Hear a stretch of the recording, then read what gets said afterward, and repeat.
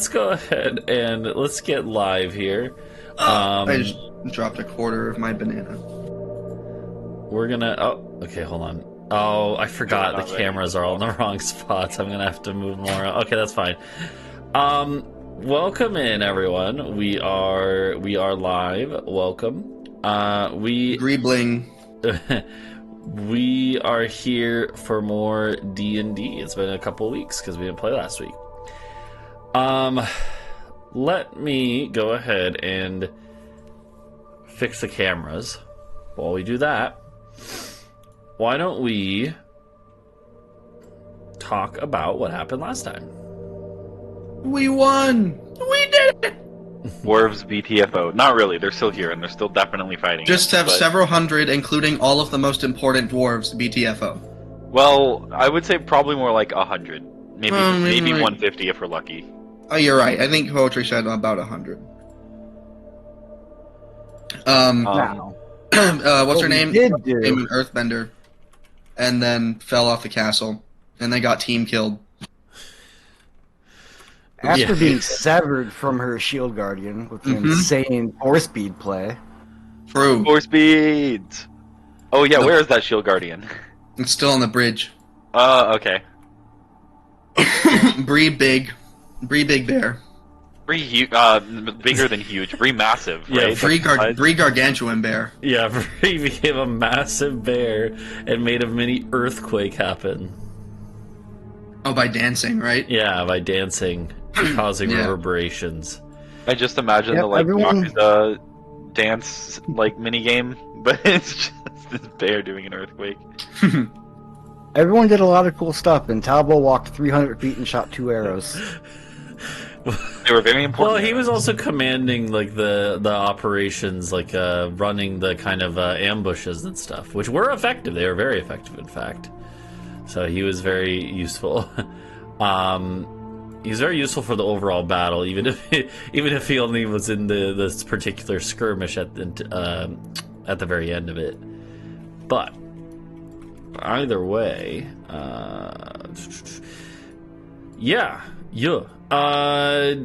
so we left off. You guys had actually basically told one of the cloud giants that was helping out the dwarves.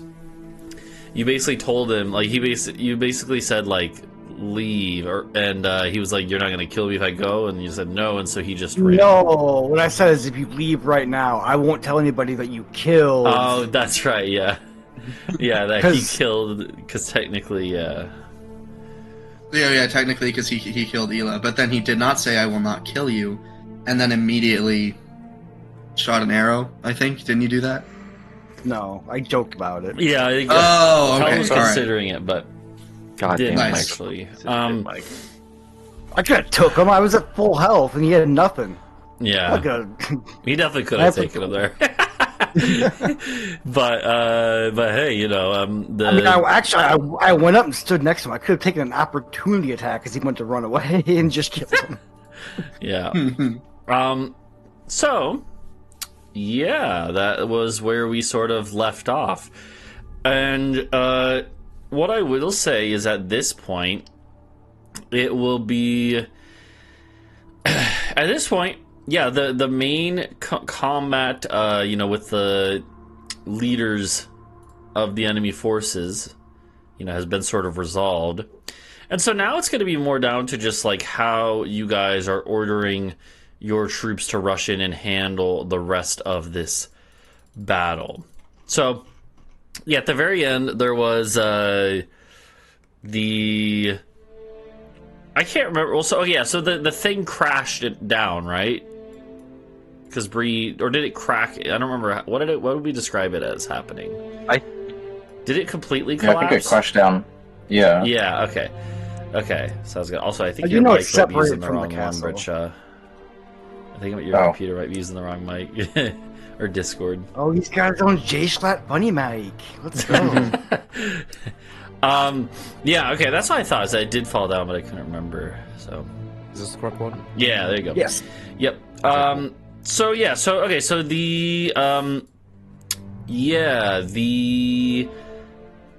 what was I gonna say?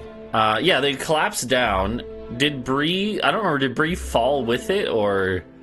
Yeah, I did, and I like used the orb to like break my fall.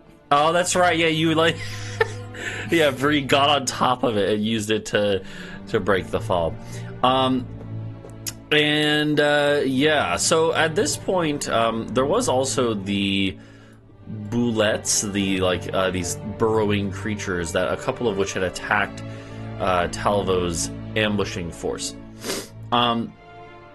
But at this point, now that that Ela is dead and this stone thing that was holding the castle in place has collapsed, the castle can definitely lower back down to firing range, right? Oh, you said they all ran away because of Bree's earthquake. Oh, that's right. Yeah. The bullets were running away now. Yeah, because of the earthquake as well. Because they are trained, but they're not that well trained. So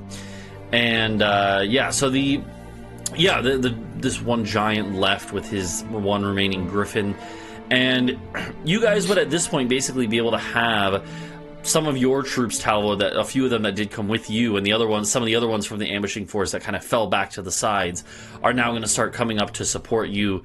And the castle can lower down, and people can start like being transported to the ground to help out, or shooting from above, right? And so, the question is, what would your guys' priorities be? Basically, you have like probably a couple hundred troops that are like up further to the northern end of this map, which technically isn't north. This is kind of like rotated, but like the upper end of this map probably had a couple hundred dwarven troops that are now kind of like shield walled up.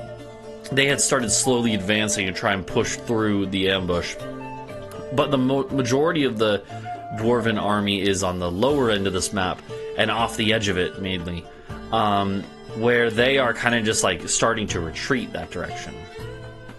I think Hingwis should cut off Ela's head with the dwarf axe, hold it aloft, and then we go just marching down the battlefield with Helios singing a song of the defeat of Ela, riding on top of her iron golem,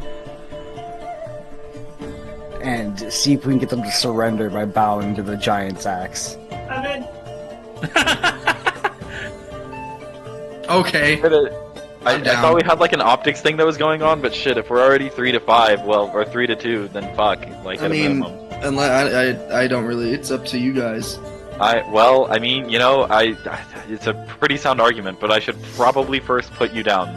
Adau, do you want castle or ground? I'd prefer not to be put down, thank you. Okay, then I'll just let you go. He wants his uppies. Yeah. No, bring me up to the castle, and I'll direct stuff there while you guys go do this shit. Alright, okay. So the plan is, Adau will kind of direct things on the castle. It sounds like Hingwis will... what it sounds like to me is like, once the Shield Guardian is out of that bubble, which will take like another few rounds, but we're out of combat now, so it's kind of more... I want to put the ring on. Or with the necklace. You can't, because you're being held, and I'm dropping you off on the castle. I hate you. So, I hate you. I'm the one going to chop her head off, so I'm going to be the one putting on the necklace. Otherwise, we should give it to Helios. Well, I was gonna say, so it sounded like you wanted Helios to be riding on top, playing his instrument. So he would need to be the one with the amulet, really, to be able to direct it, like where to go. That's true. Well, and I was thinking Hingwis, like you fly, so you're probably gonna fly, so you can show the head like more easily, right? And then Talvo, what are Bree and Talvo? I mean, Bree is still a big bear. Like is Bree just gonna walk behind the golem and like go? Roar? Wait, what's happening? So, it sounds like the plan is like Hingwis and Helios especially want to like basically try to scare the rest of the dwarven army into submission, like surrender. The demoralization parade. Yeah. So Hingwis is gonna like fly around showing off Ela's head, and then Helios is gonna be playing a song about it while he's riding on the Shield Guardian. I could like just isn't the guy still in the orb? Yeah, but after a few rounds, that'll go away. It'll take a few rounds for everyone to get in position for this, anyways. Meanwhile, your troops are just kind of like securing this spot here. That would be sick, though. Bree holding up the orb, shaking it around. Yeah, I was gonna shake it around like a snow globe. Yeah, I mean, what you could do is, since Bree is a couple sizes bigger than the Shield Guardian, the Shield Guardian can be riding on Bree, and then Helios riding on the Shield Guardian. Like they're. Yeah, I can do that. What's the check for that? Acrobatics? Yeah, sure. We'll say that Helios, you'll get tossed the amulet. You start like after a few rounds, after maybe 30 seconds go by, the orb would finally dissipate. The Shield Guardian was powered down when it was in the orb because it didn't have any connection to the its connection was severed between it and the amulet that controlled it.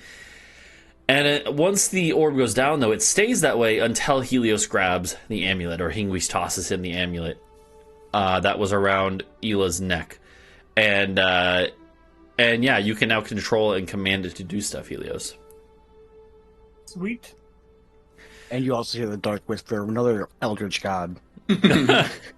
I'm used to it at this point. Woohoo! What about so then Bree will help out with that, carrying the Shield Guardian, which is holding up Helios playing his instrument. Hingwis is going to be showing off the severed head of Ela. What about Talvo? What is Talvo going to be doing?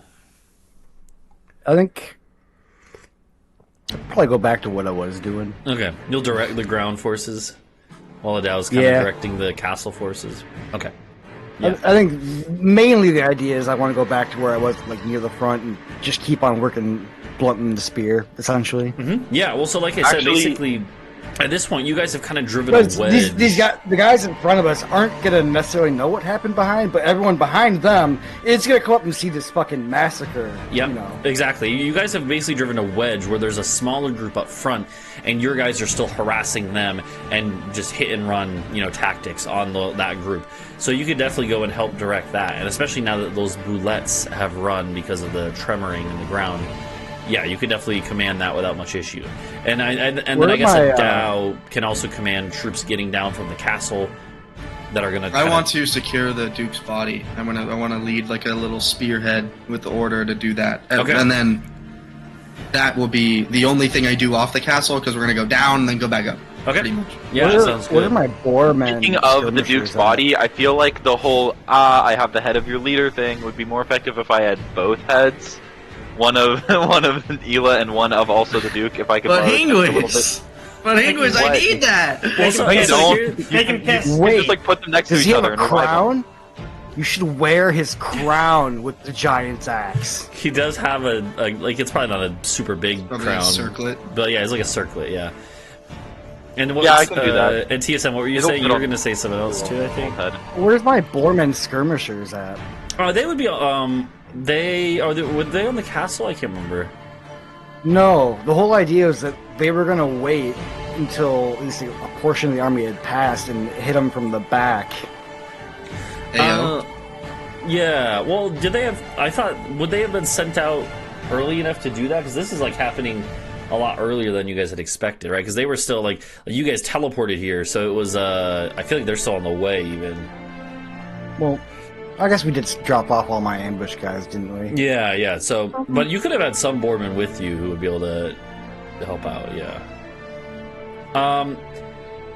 So here's how the first part is going to play out, though, is that Adau kind of like you get dropped off at top of the castle, and then you're immediately like Adau, you look over and you see the Duke, or he's a Jarl or whatever technically, but like he's functionally a Duke, and he would have been dragged off like to the side, like underneath a tree somewhere on the side of the road, and he has a group of like bodyguards surrounding him. But when you see this, you can basically get like Mohi like cast fly on you and a few other guys, and you just fly over there. Hingwis, you at the same time are like, oh, I want that circlet. So you guys both like end up flying there at the same time. You like look over each other like, what? And as you guys both approach this group of bodyguards, they start to like a couple of them literally just start running away. They're like fuck this. I mean, yeah. Fair enough. So when you Perfect bodyguard. And this is while Helios is busy kind of like balancing on top of the Shield Guardian, figuring out how this is going to work, and Bree's lifting it up, getting ready for that whole thing. You've already severed off Ela's head, Hingwis, so you're just holding that in one hand and the axe ready in the other. As you kind of as Hingwis and Adau land next to where this group of bodyguards is. There's like 3 or 4 of them, not even that many, and you could easily deal with them. But they're kind of like standing there with their weapons and shields up, like shaking, like visibly shaking. Like, they don't seem like they're really that into the idea of fighting you to the death. The Duke's body, he is alive, by the way. He's just heavily wounded, critically wounded, but he's alive. Okay. Well, I just walk up and grab him. Then, Okay. you know, we like as a unit we walk up. I don't want to get ganked. Yeah, roll an intimidation check, actually. Okay. Yeah, this is basically just like to see, like, are they basically if you had rolled low enough, they might try to stop you. But you just have, you know, with the scenario here and with Adau's force of presence, he just walks up and basically just pushes through them, and they just kind of like they literally just like fall back and then just like throw down their weapons and start running into the woods. And so there's like a medic tending to the Duke, like probably like a priest, like a lower level priest, and they're like curing wounds on him, but it's not enough to help really. He's like he's functionally in death saving throws right now, but this low level priest is doing just enough to keep them like from dying completely, but not enough to bring him back up. So this medic kind of this priest looks up to you. They're clearly not a combatant. They're not going to be a threat. But they just look up to you. They're like not sure if they should keep going or what. Hey, bro, do you mind if I borrow this? And I grab the circle and put it on my... Go joint? Okay, so you're not gonna kill him and take his head.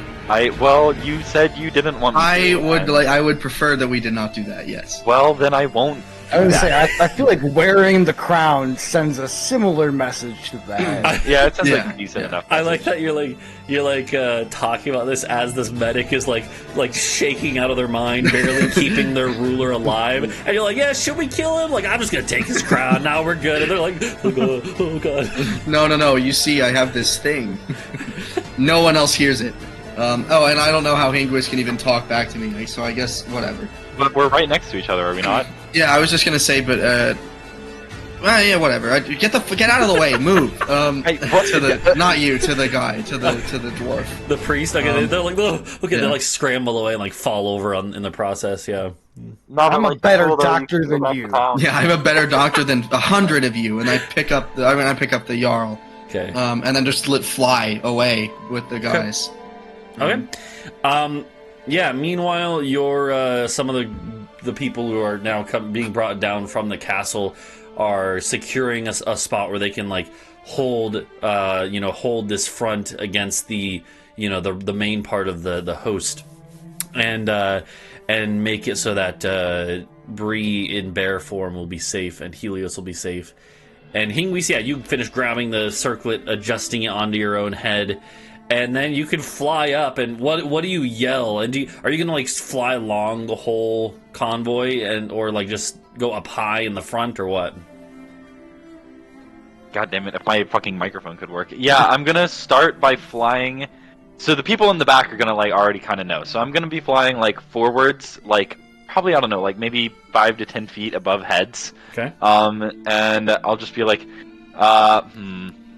I should probably think of something just before I start flying. Hear ye. Your leader is gone, and your commander is dead. Lay down your arms or join their fate. And I'll just be like screaming that out as I like fly towards the front. And then when I get to the front, I'll just like, I don't know. I guess I'll just stand there menacingly, like twirling her head with her like, hair. Maybe yell something about kneel before the axe of the giants. Yeah, you should fly. You had slain your leader. You can lie about that being what killed her. Like, that's okay. You're allowed to lie. You're kind of cooking. As long as it's cool and benefits you. Yeah. As long as it benefits you, it's okay. Yeah. Well, I mean, it'd be really funny to like have Poachy make you do a deception check and be like, oh, actually, I don't think they...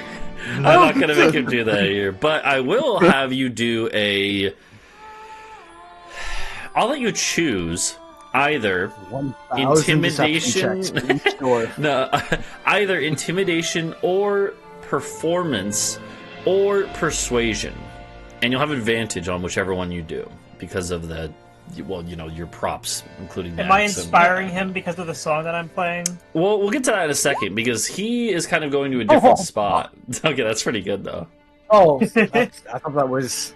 So Yeah, that's kinda average, intimidation, actually. performance, or persuasion. Hingwis Any of those is three. roll. It kind of That's depends on still what pretty you. good dirge of Ela. Yeah, it kind of depends on what you want to portray. Are you trying to intimidate them into submission? Are you trying to just just perform to your best to like make it as visible? Wait a and second, these are striking? dwarves. You're goddamn right. I'm trying to intimidate them. They Okay, can go fair fuck enough. themselves. Hang on, let me do doobie doo Okay, Doofenshmirtz. pretty good. 24. Good thing has advantage. Yeah, exactly. And so Yeah, right? so you said you kind of fly up to the front group, which have been cut off from like the main part of the army. There's like a couple hundred dwarves here that have kind of now like gotten to like a shield wall formation. As Talvo's guys are shooting arrows at them, and you like roar this out to them, and some of them definitely like a couple of them start to you actually, you know what, this is good. Let's have Talvo, since you're the one kind of like commanding this part of the battle, and Hingwis, since you're now flying over this part of the battle. I want you both to roll me insight checks actually. Wait. God. Okay, well, nice. Oops. Yeah, you have advantage, right? Yeah, so it's 27. Yeah. Okay, so Hingwis, wait. you're It's not so able crazy. to. I just get a flat. Yeah. So Hingwis, you're not able to necessarily see this as well as Talvo, or at least kind of get what's going on. Talvo, you realize that like what Hingwis did worked pretty well, except this advanced group was kind of a mix of like veteran soldiers as well as some fresher recruits, right? They're trying to mix them together so that you don't have you don't want to have a full regiment of just newbies. You don't want to have a full regiment of just veterans. And so it's a mixed group. Rome does not approve of that. But it does seem like there's slightly more veterans in this front group, and so more hardened soldiers. And so what it seems is like 20%, 25% of this group, their morale is absolutely shattered by this. And a few even start to run, but what you notice, and Hingwis, you probably notice this too, but even if you're not sure why this is happening, a few of them literally do like break formation and start running. But what you notice, and Hingwis, you might not necessarily notice why, but Talvo, you definitely know why. What happens next is that a couple of the veterans literally, like there's a couple that are kind of behind the shield wall, they literally take crossbows and start shooting the deserters, the ones running away. And like shooting them in the back while they're running. And Talvo, you know this is because basically they're like, if a few run, they're going to break formation. They don't want that to happen. They're showing what happens to this formation. And so the formation, besides that, once the rest of them see that, even the new recruits are like, we're staying strong. They are getting whittled down, but this doesn't break them completely. I do know why, actually. It's because dwarves fucking suck, and I hate them. That's why they did this. Meanwhile, camera pans over towards the other end, where so Adau in the middle, right where this break was, this wedge that you guys created. Adau is bringing back the Duke up to the castle, but then you have Helios and Bree. Helios is being lifted up like 30 feet into the air because Bree is really tall. And then she's holding up the shield guardian, who's pretty tall, and so Helios is like on top of a fucking tower, just like strumming his instrument, and he's facing the back part of the army, which is the majority of it, which has been kind of pushed forward by just like its own momentum as people are thronging forward, trying to get to the combat. But the amount of soldiers that came down with Adau plus Bree just going has made it so they've kind of stopped, and they also have their own little shield wall at the front. But even the ones behind the front of the line can see you, Helios, because you're so high up. So what do you do here? As hundreds of dwarves are thronging forward to try and reach you.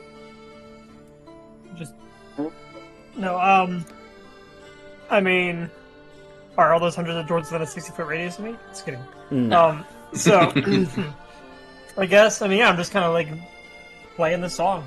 I'm just like, yeah. What's the vibe of the song? Like, is it like mocking the dwarves like they did to you that one time in the city? Or that'd be funny, actually. I'm into that. Yeah, when that one time where the dwarves, yeah, yeah. What was it? I'm actually gonna I mean, sing you that could, like- song. I'm gonna change all the lyrics around them and like spin them. To be like, Oh, okay. So fuck yeah, you. because for anyone who doesn't know what I'm talking about, there was one time when you guys were, I think it was when you went to Gabagard, and you were walking through the streets before it turned to shit. You guys were walking through the streets Somehow.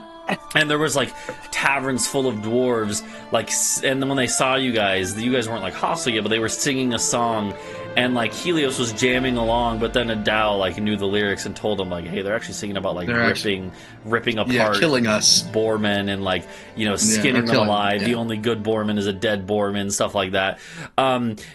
And so at that point, I remember Helios was like, "Oh, like okay." And now Helios is playing that same song. I'm just playing but, like, the same exact song, but changing all the lyrics, and reversing it to be us. about dwarves instead. Yep. Valid, yes, it's valid. That's pretty good. A racist dwarven folk tune. Let's go. They started it. So so in hey, normal it's dwarven It's folk like, music. it's like Union Dixie. Yeah. So go ahead and roll me a performance check now, Helios, with advantage. That was my perception. Ugh. Okay. I'm gonna lucky that one. Okay. Sounds Those good. are both like 5 and 6. Mhm. So we're gonna. So lucky. I'm actually really lucky today. All right. Well, Are you? can only be so lucky. Yeah. Come on, So- hold on. Just we still have an army to defeat. Don't blow your load yet, bud. Yeah. Blow it, blow it. You're super lucky. Think about it. Think about how lucky you could be. Oh, I know, I was 99% so lucky Helios. 2 times in a row there. Yeah. Helios, 99% quit. Just think about it. No, yeah, 99% of gamblers quit just before. Yeah. So with a 31, you are able to just belt out this song. Gonna And it's regret honestly that. more about like just getting the volume to be able to project this. Luckily, your instrument is perfectly suited for this sort of thing. It was, as you learned recently, it was wielded by a warrior bard, and she, when she was alive, you know, like 1,000 years ago. I don't remember how long ago I said it was. Many hundreds of years ago. She did this exact sort of thing, and you feel that same sort of energy there as you sing and play to strike fear into the hearts of your enemies. And the line that was kind of like wavering before now starts not breaking. It's not like they're breaking formation running, but they start pulling back a little at a time. And the commanders, like the sergeants and lieutenants and people, they can't see where the Duke has gone to, where they don't even know if Ela's alive or dead. But then at one point you sing and literally say, like, Ela, like, you know, basically you say, like, and now Ela's dead, like that, you know, that rotten, good for nothing, you know, whatever. and they hear this and they realize, like, just like because of the tone of your voice, that it's true, you know, the triumph in your voice. And the lieutenants and stuff, they basically give the order to retreat. And so this main part of the host starts falling back in a mostly orderly fashion, but they are retreating.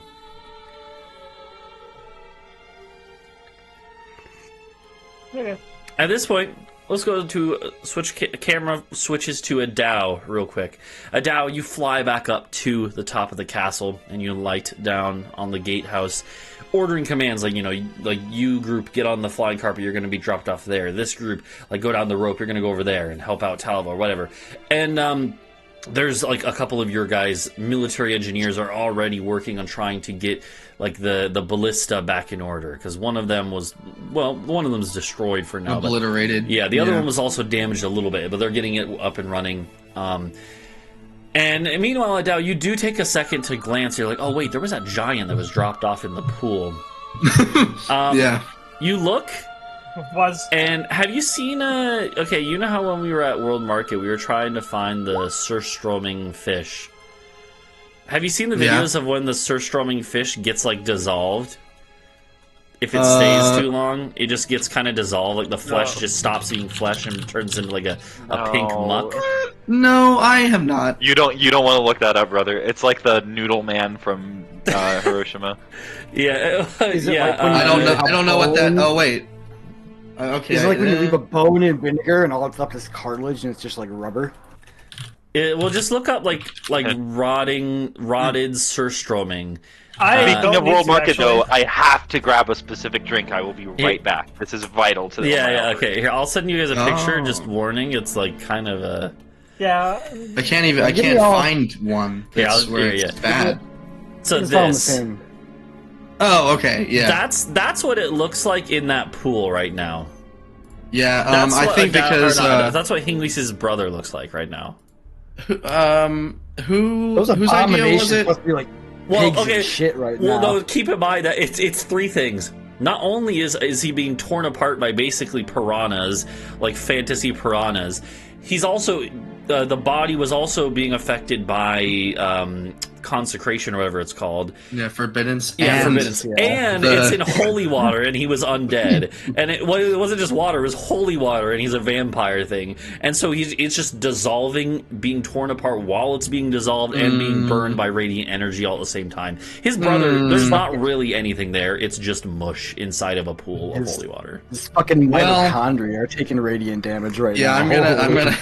Yeah, Whose you idea look- was it to bring the Neothalids aboard? You look again? over at Hingwis. Hingwis luckily hasn't seen.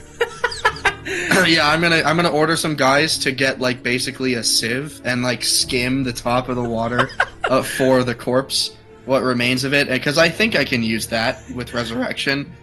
Out of everything that's happening, you think the Neothalids are the problem?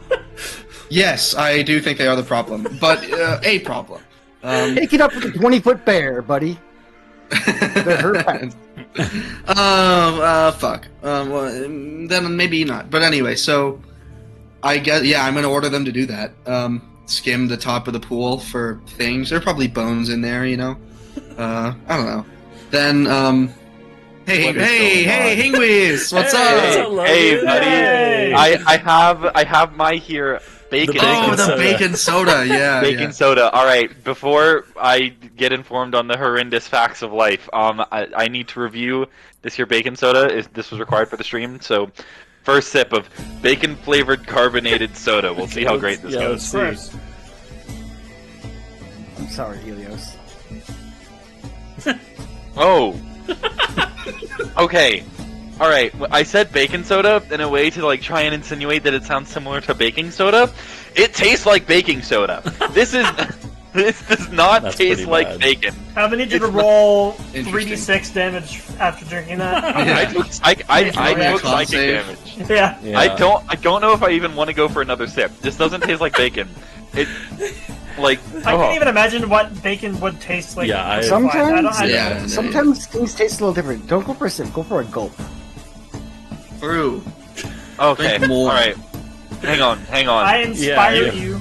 If you, no, I'm not. No, I'm so lucky. We'll let you work on that.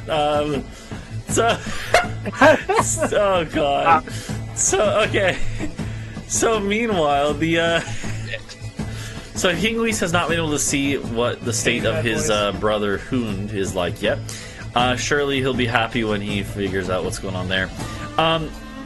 Meanwhile, Bree, you see that Helios's like intimidation, his song, is having a good effect. What do you do to try to help out? Keep in mind you have a like golem riding you, and Helios riding the golem. More bacon. I could dance on the ground and just make tremors in the earth. Okay. Are you gonna? Is the goal to make another earth? Well, I guess you can't make another full earthquake, but you're just gonna try like basically make them think Yeah, that just a full like shake Yeah. shake the ground, like get them scared. That seems good to me. Roll a performance check then. Oh, It's pretty good actually. Yeah. Yeah, you're able to definitely like. It's not gonna again be the full earthquake because I think you can only use one of those like every so often. Like I think like is it only once a month, like once per moon cycle that you can do that? I don't remember what we decided. We didn't decide on anything. Okay, yeah, it might be.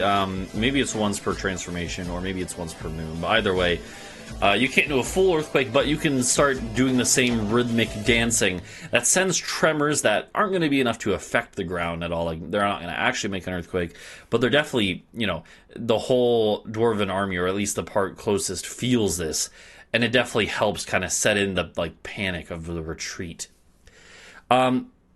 Meanwhile, the dwarven army kind of starts retreating. The main part of it, which is about 500 strong, 500 dwarves. There's again like another 150 that Talvo's group now has surrounded, and now you're kind of driving them further apart from each other too.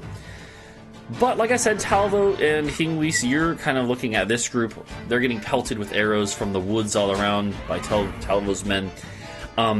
But they are still holding a strong shield wall, kind of like circular formation. Hey, what's your axe do again, Hingwis? Hold on. My hello microphone. Quick side note: I keep burping and then tasting bacon in my nose, but well, I'd say bacon. It's whatever the fuck flavor this is. Highly recommend y'all try it. Not to like enjoy it or even fathom it, but just to know what I'm going through. It's like the storm fire was It does like a big old AOE. Yeah, Where's the AOE on it? Is it an A? Axe of the Giants? Yes, it's literally the first thing, and my eyes just glossed over it. Nice. Yeah, you have the 20-foot radius. Yeah, what if you just slam down the middle of that shield wall and use your axe? Yeah, the modified Thunder Wave. Yeah. Okay. It is literally it's literally like a shield wall, but in a circle. So you could literally land in the middle. You might take like some hits, but if you're willing to do it, yeah, because I think my body doubles have worn off by this point. Yeah. They have. Well, they'll be knocked prone if they fail. Yeah, these are enemy combatants, so It's gonna a be real. 20 con save to stay up. Oh, and it's 10. And they are nameless NPCs. Yeah. If they were like a named Ultramarine, maybe it'd be a problem. But they're Well, yeah, because then I'd have to fireball it and axe it. But fortunately, I can fireball after the axe this time. For anyone who feels extra thrifty today, yeah, Talvo, you actually have like a really good point that I can just use this little goober here. Do you want to hold this head, or should I just drop it on the ground? Ground it is. All right. All right. It's just rolling down the hill. Boom, boom, boom. We probably. I don't just feel do like that. thematically, it's pretty sick, right? Like using the axe they worship to just crush them. Yeah. I like where your head's at. I like where you're going with this. So, all right. Sorry, enemy combatants. All right, so I'm assuming you're just gonna like go up in the ground and then go zoop right into the middle. Yeah, I like arc fly. Like if you've ever seen, I assume Thor does this at some point in the MCU. He like jumps up into the air and slams back down Exactly, with his hammer. Yeah. So and the dwarves, like a few of them, like they have kind of been trying to get some of their crossbowmen that are within the shield wall line to shoot at Talvo, but Talvo, is pretty nimble. Hingwis, you like flew up and asked about this, and so they're gonna start targeting you. They're gonna take a couple shots at you. I'm gonna see, but actually, we're gonna make this into a dex save to see how nimbly you could just weave through as you're charging in through the air. So a dexterity save. Okay. So you're fine. You're still gonna make it, but you're gonna take 10 damage as you come flying through. Luckily I think you can tank that easily. That should make it more badass. And the last thing is that up ahead you see you're getting like pelted with a couple bolts. The last thing you do see ahead of you is that there are a couple pikemen who are now like holding up the pikes. So now I need you to roll me an acrobatics check because now you're trying to find the right way in. All right, I'm so good at acrobatics. Okay. That's decent enough, actually, because you also have armor on and stuff, right? And so you're able to kind of like weave a path through. One pikeman does manage to like clip you on like the leg, but it just bounces off your armor and like snaps their pole arm in half. And you see like the lieutenant that's commanding this group that's now surrounded is yelling like, bring him down, and it's too late. You go boom with the axe. I'm going down. Yeah. Are you bringing it like pommel down or like head into the ground down? Head straight into ground. Yeah, it's one of those things where you're not really, normally supposed to do that with a normal axe. But this axe it's a +3 relic. It's meant to do stuff like this. Like it is meant to cleave the ground in this way. And so you bring the axe head down on the ground, and so Talvo, you get a perfect view of this. You just see like a boom, and not only is like the whole shield wall, like the people with the shields and stuff, are just like flat into the ground because they weren't braced for it at all. But then several of the ones that were within that, the crossbowmen and the pikemen, right, are just launched over the wall, just like flung into the air, right? It looks like a Lord of the Rings when Sauron is just like, the start of the movie when Sauron is just like yeeting people left and right. It's like that, but just a shockwave. And everyone hears it too. It lets out a huge boom. Probably like we're actually, well, here's what we're gonna do. Let's have you roll an athletics check. Boy, an athletics check? No way. This is going to turn... Wait, are you... Do you have lucky or whatever? Wait a second. I am quite lucky. Yeah. Give me a moment here. I was going to say, that's really funny, though. Hang on, I'm still quite lucky.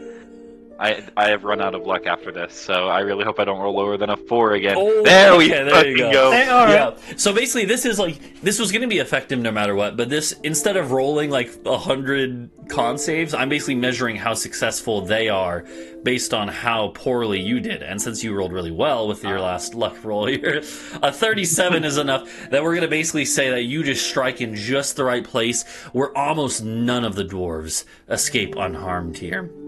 Or rather, all of them are going to take some damage. Only a few of them are able to brace at all. Maybe their lieutenant is able to pull up his own shield and brace for damage, and a couple other lucky ones who saw this coming. But pretty much the whole group of 150 dwarves here are just knocked completely out. And there's probably a few seconds where literally dust and rocks are in the air. So it takes a whole round or two for it to clear up. And meanwhile, you're just looking around at the carnage you've created. And then when the dust clears, Talvo, you see that at least 50 dwarves were just killed by that. Literally, you just got a 50 kill. Damn. More than a pentakill or whatever, a decakill. This was a pentadecakill? I don't know. He killed literally dozens of dwarves, and dozens more are injured. And this whole group is just completely wiped out. Is there a banner bearer in the company anywhere? Probably. It definitely would have gotten knocked down. The banner's all clattered to the ground. I wanted to murk that guy as he hit the ground. Symbolically to watch their own banner fall is pretty bad. Well, it's one of those things. Their army gets cratered. Maybe it's one of those things that were as the lieutenant, one of the few ones to brace, and his couple stragglers who are now getting up to their feet weakly. One of them grabs the banner, hoists it up, and you just go or do you just run up and just take it? Oh no, I thunk. Okay, So I'd say, I'm not getting in there. And it's kind of a symbolic thing, where you just one of the guys who's half dead already tries to weakly grab the banner up and just right in his neck, and the banner clatters down, and the lieutenant looks back, and with that, he throws down his weapon, and the dozen or so living and unwounded or relatively unwounded ones surrender. Aw, are you sure you don't wish to join your commander's fate? You sure you don't want to go to Dwarven Heaven? This lieutenant just glares at you with pure hatred, but he knows he's lost. Meanwhile, you really should be leaning into the fact that you're a wielder of the giant's axe, a holy relic to the dwarves. I don't know what to do with this. I don't know their fucking culture, man. Do they getting chopped by it, or holding it, or just staring at it? I don't know. I mean, I guess apparently they do dying to it. It must be a thing to them. You, guy who's in charge and are totally definitely important in my life. What symbology does this have to you? How should I further emphasize that? You desecrate our heritage. That's all. Because I'm using. I think that's enemy combatant talk. And that sounds like enemy combatant talk to me. That's enemy combatant type maneuvers. I rolled to his back. That guy just killed himself. Yeah, he just killed himself. I rolled to his back. He had a gun. It was biological. So what do you do? Just lop his head off, Hingwis? Yeah. Just fucking. Yeah. Should I? Yeah. Roll it. That's so funny because it means you actually miss. And that's insane. You I feel like maybe can I silvery barbs Hingwis? I think it's infinitely funnier if you just I don't talk think that shit does anything because I and then think it missed. makes it forces. I think you still get to take the I lower think roll either way, right? So Yeah, it does use the Yeah. lower roll. so it would just be like adding insult to injury. Like, but I But yeah, I like to think got that you. Hingwis Okay, just okay. gets. Well, in that case, can I try and make like another arrow shot to make it look like Hingwis like killed the guy?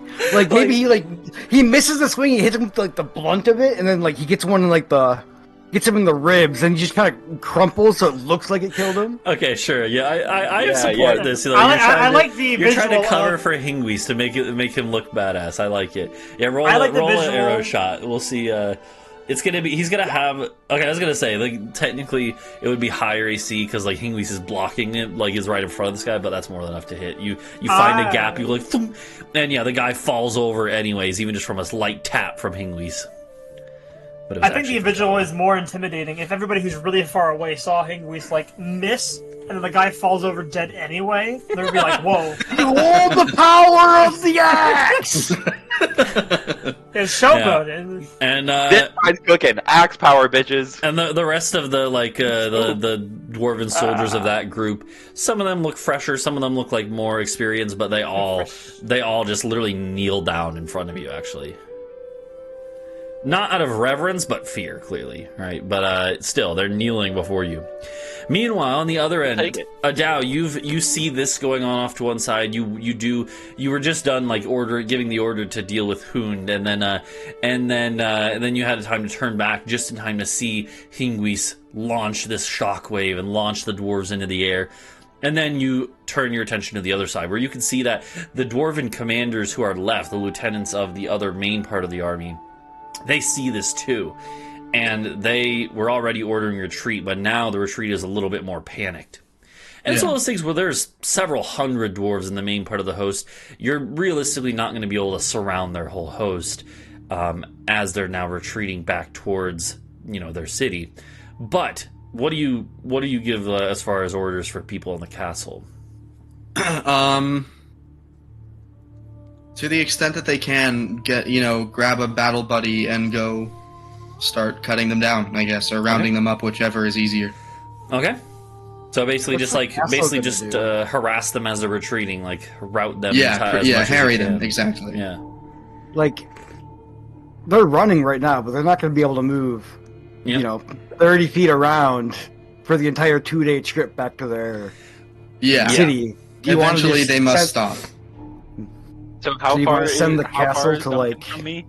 Just slowly intimidate them. And Well, follow so them. I mean, yeah. So Hingwis, you would take a few rounds to kind of like secure these prisoners, right? And then and Talvo helping you, and then you Yeah. guys can head back. And meanwhile, Bree is kind of like roaring and just like, would Bree actually start like taking swipes at straggling dwarves, or is Bree just going to mainly be scaring them back? And I'll take swipes. Okay, sounds good. Helios can be casting the odd spell here or there, or even using the new war dart feature of his thing, right? Like he's up in the air, but he could go like, whoop, got one, whoop. He's like Yondu, Yeah, without exactly. the whistling. Yep. So while this is going on, and like Adau is ordering for more troops, that anyone who is available to get off the castle, get on the ground via rope or via flying carpet, and to just get in there and just start like harrying them as they're retreating. This is going to be a very long, drawn-out process over hours, right? And it's going to be one where it's like, they are holding up shields and retreating in a semi-ordered manner. So it'll just be here and there. You pick off some stragglers. A dwarf might collapse of exhaustion, and you just go and grab them or kill them. But before that happens, Well, can we hit them with some fireballs, some AoE spells? yeah. Well, but before we get to that, Talvo and Hingwis, you're able to make it back to the castle where Adau is starting to organize this effort. And Hingwis, I guess you could just lift Talvo up there if Talvo wants to go in the castle too, but I have my carpet. You keep saying that's carpet. Oh, you It's still my have carpet. it? Okay, I wasn't sure. That is Yeah. right, because you used it to get down there. I don't even know why I'm insanely protective of my carpet. Yeah. We should just get another bigger carpet so we can use that for transportation. Well, yeah, Or so multiple. Talvo... Well, Actually, like, liver? this one is the biggest one. I would like yeah. a smaller one that's faster, to be For honest. you?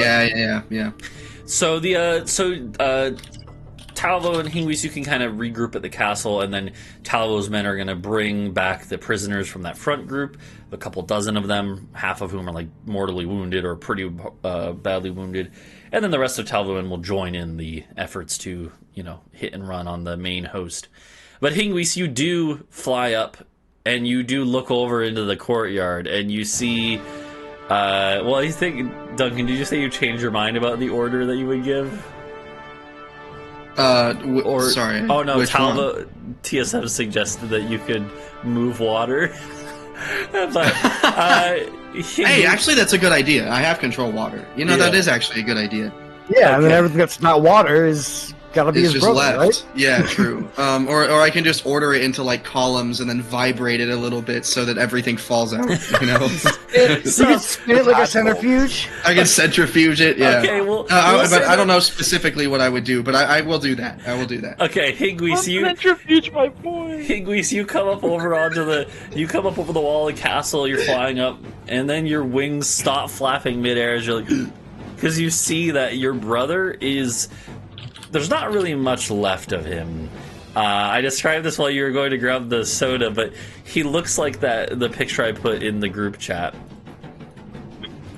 He looks like the Surstroming can when it's... Yeah, because basically... That's only slightly less disgusting than the bacon soda. Yeah, because keep in mind that he was being forbiddenced or whatever, which was burning him up. Then he got put in, he was a vampire, some variety of vampire. Vampires get burned by water. He was put in holy water, and then there were neothalids chomping at the larger parts of him.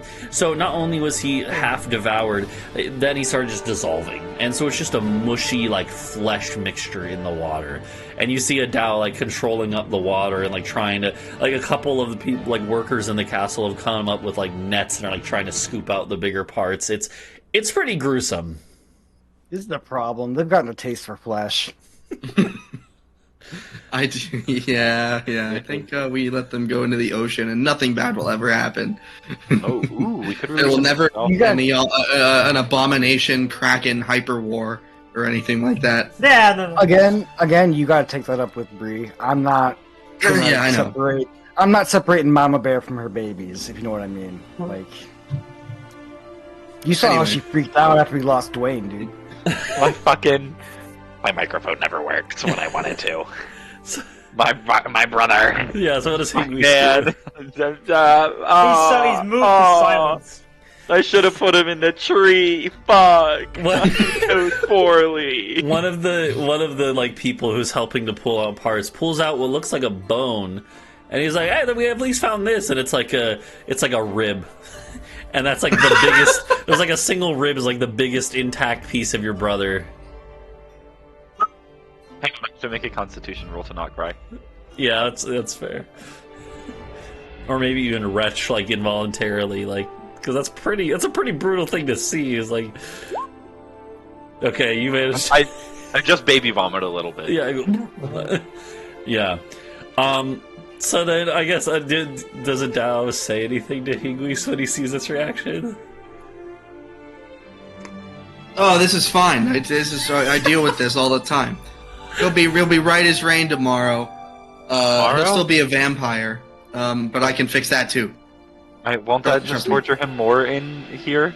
I just won't revive him in here, or I will, and then very quickly I'll cast Greater Restoration.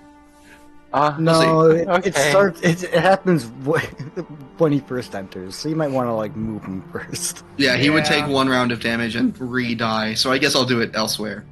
Unless you dry it out, there is going to be like still holy water in there somewhere. So, your bones just constantly. The tree was right there. Water? Can I unbless water? Yeah, I guess You a could demon could piss in it, profane I the don't know, water. maybe. Curse the water. Yeah, I curse the water. Fuck What water. happens if you piss in holy water? Does it Well, It becomes holy piss. Holy you had piss. Does it Relg. retain its property? You had the dagger in the chest, like submerged. Oh in the yeah, water, he's right? submerged in there. Yeah. So now the chest is like because there's like a little puddle left as you lifted the majority of it out. the neothalids and the chests are just like in the bottom of this empty pool now, and like there's just enough water left. Like you left them a little bit, so they're just flopping around and like whacking this chest that has a demon dagger in it. Well, they can Nobody survive touch out that! of water. It's like not like they're.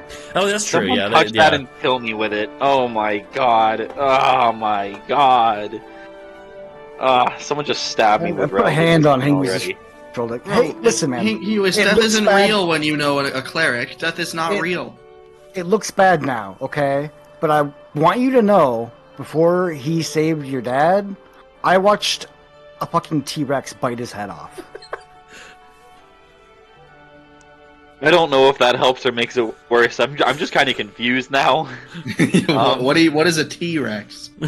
Yeah. The best way to navigate grief is just to really confuse the person so that they don't have to think about it, Yeah. and then you're good. And bada bing and bada boom. But if you're sure you can everything him. How then many fingers am I alright. holding up? I don't know, like I don't think Hoon could tell you. Do I have hooves? And then what you what do like, pigs have? and then you Hingwis and Adau and Talvo, you're up here. Then you hear a couple of like the guys in the courtyard who are helping with this like laughing, and you look over and like one of them had taken like a taken like another small piece of bone that had fell out and like put it on his head as like a hat, and they were laughing about that. I'm killing myself. That's it. You can, because we have a cleric and they can bring you back. Can I at least go It get has the to be a satisfaction real quick? willing resurrection. You have to say. Damn. yes. I'm gonna go make a new character sheet. I'll be right back. But so, in any case, this would go on. You know, this would probably be take Hingwis a minute to recover from. But then you guys would then hear that the battle is still raging on. So I'm assuming you would return to that matter. But Yeah, you know what? I'm gonna go take out my Actually- misguided anger on a bunch of fucking Yeah. This dwarves. might be a bad time, Hingwis, but could you do me a favor? Hey, well, that depends on the favor. Could you scry our samurai guy who was standing guard at the gate and make sure everything's okay back at town? And can I just hand you the ball? I don't have an hour to attune to it. well, it also takes 10 minutes to cast. So Yeah. Hingwis would. I mean, actually, maybe Hingwis needs that time anyway. I guess it's up Yeah, I to was it's up to thinking you, Logan. Is Hingwis gonna accept that, or is he just gonna go and take out his rage on the dwarves? Actually, I don't think I'm attuned to the ball right now because I think I got the like cloak or whatever from Talvo, the old armor cloak that he used to have. So I think I have all my 3 attunement slots full right now. Okay. No, I'll give you the belt. Yeah, I gave you my old belt, didn't I? I think. No. No, someone had like it a was cloak. that gave Helios' plus cloak, 1 I AC. think. The cloak of protection. Oh. Yeah. Yeah. Yeah, so Okay. I'm actually currently unattuned to So the it's orb. probably just lying around somewhere, or like Okay. Shot is attuned to it or something. I guess Shot can That's start working on definitely it. the truth, and it's certainly not that I just want to go beat the shit out of the horse. Yeah. Well, yeah. So Well, we'll say do, Shot. do you have someone else who can just cast it normal? Yeah, then? 'Cause well, I was it gonna is say- just a spell effect, right? Yeah, yeah. I was gonna. Well, it's 10 minutes to cast no matter what, but I think Shot can do that. Like he could definitely do that. So you can get him to start working on that, and it'll just be a few minutes. Which we're about to narrate a few minutes passing anyway. So because yeah. So at this point, I'm assuming you would give some orders like that, like start working on this, and then you guys would all, I'm assuming, jump into the fray in one way or another. Talvo, you're probably commanding your group of hit and run guerrilla snipers and stuff to start. I'm gonna fly over the columns on my carpet I'm gonna light arrows on fire and use them like tracer rounds. Okay, yeah, like basically hit up direct this fire. spot, hit up this spot. Yeah. Yeah, perfect. So there is still a bunch of fireball beads out in. I think I gave 12 of the. Yeah, You guys gave me all 3 necklaces, right? I think. I don't know, actually. I think you did, and then you split, I think, 12 of them amongst your people. Yeah, I gave out 12 and I kept 6. Yeah, and I think a couple have been Well, used on the like boulettes and the front column. Yeah, But when I was running from the bullets, it's when I said like fireballs are free now. yeah, there would definitely be still several that they probably only used 3 or 4, so there's like 8 or 9 left amongst your dudes. So you could definitely basically start mark it, and you would have told them ahead of time, like if you see a fiery arrow coming from the sky, then that's a spot to hit up. And so so we kind of narrate this. So that's what Talvo's doing, is directing his troops with their fireball beads as well as just their arrows, and he's also sniping from above. Bree, it sounded like, is Bree just going to basically just be, as this army is retreating from you, you're just at the front lines, like swiping at their ranks? Yeah. Okay, I'm assuming Bree's not gonna. Well, yeah, and next to Bree are like dozens of your guys' troops who are now on the ground, like pushing forward to make sure Bree doesn't get surrounded. Helios is just casting spells from up above. I think you did with all my spell slots remaining. Yeah, you're just doing dances here and there. Like you see a lieutenant that's directing the dwarven forces. Now they're dancing and they can't focus on coordinating. Right, stuff like that. You're striking at a lot of the targets like that. Hingwis. Yeah. What did Hingwis and Adau do to help out as this push is happening, as you're pushing the dwarves back the whole time? Oh, you know what I will do? I'll throw a web down there. Okay, yeah, perfect, yeah. As far forward as I can. Mm-hmm. Absolutely. So I used the axe the last 2 times that I have of it. That's right, you have 2 more clump, shockwaves. Fuck you. And then a second clump, go fuck yourself. And then at that point, whenever I see, I'll just, chase someone down and just kind of, stab the shit out of them until my face is red. And whenever I see someone dancing from Helios, I'm like, someone important probably. Get. Yeah, realistically, you would definitely take some hits here or there as you're doing the slams in. So after you use your 2 remaining slams, you'd probably be decently wounded. So then it would probably come down to hitting stragglers or smaller groups up. What about Adau? What is Adau going to be doing? Mostly sticking back, or is Adau going to hit the front lines, or? Hingwis is probably sobbing uncontrollably as he does this. You did this, not me, you!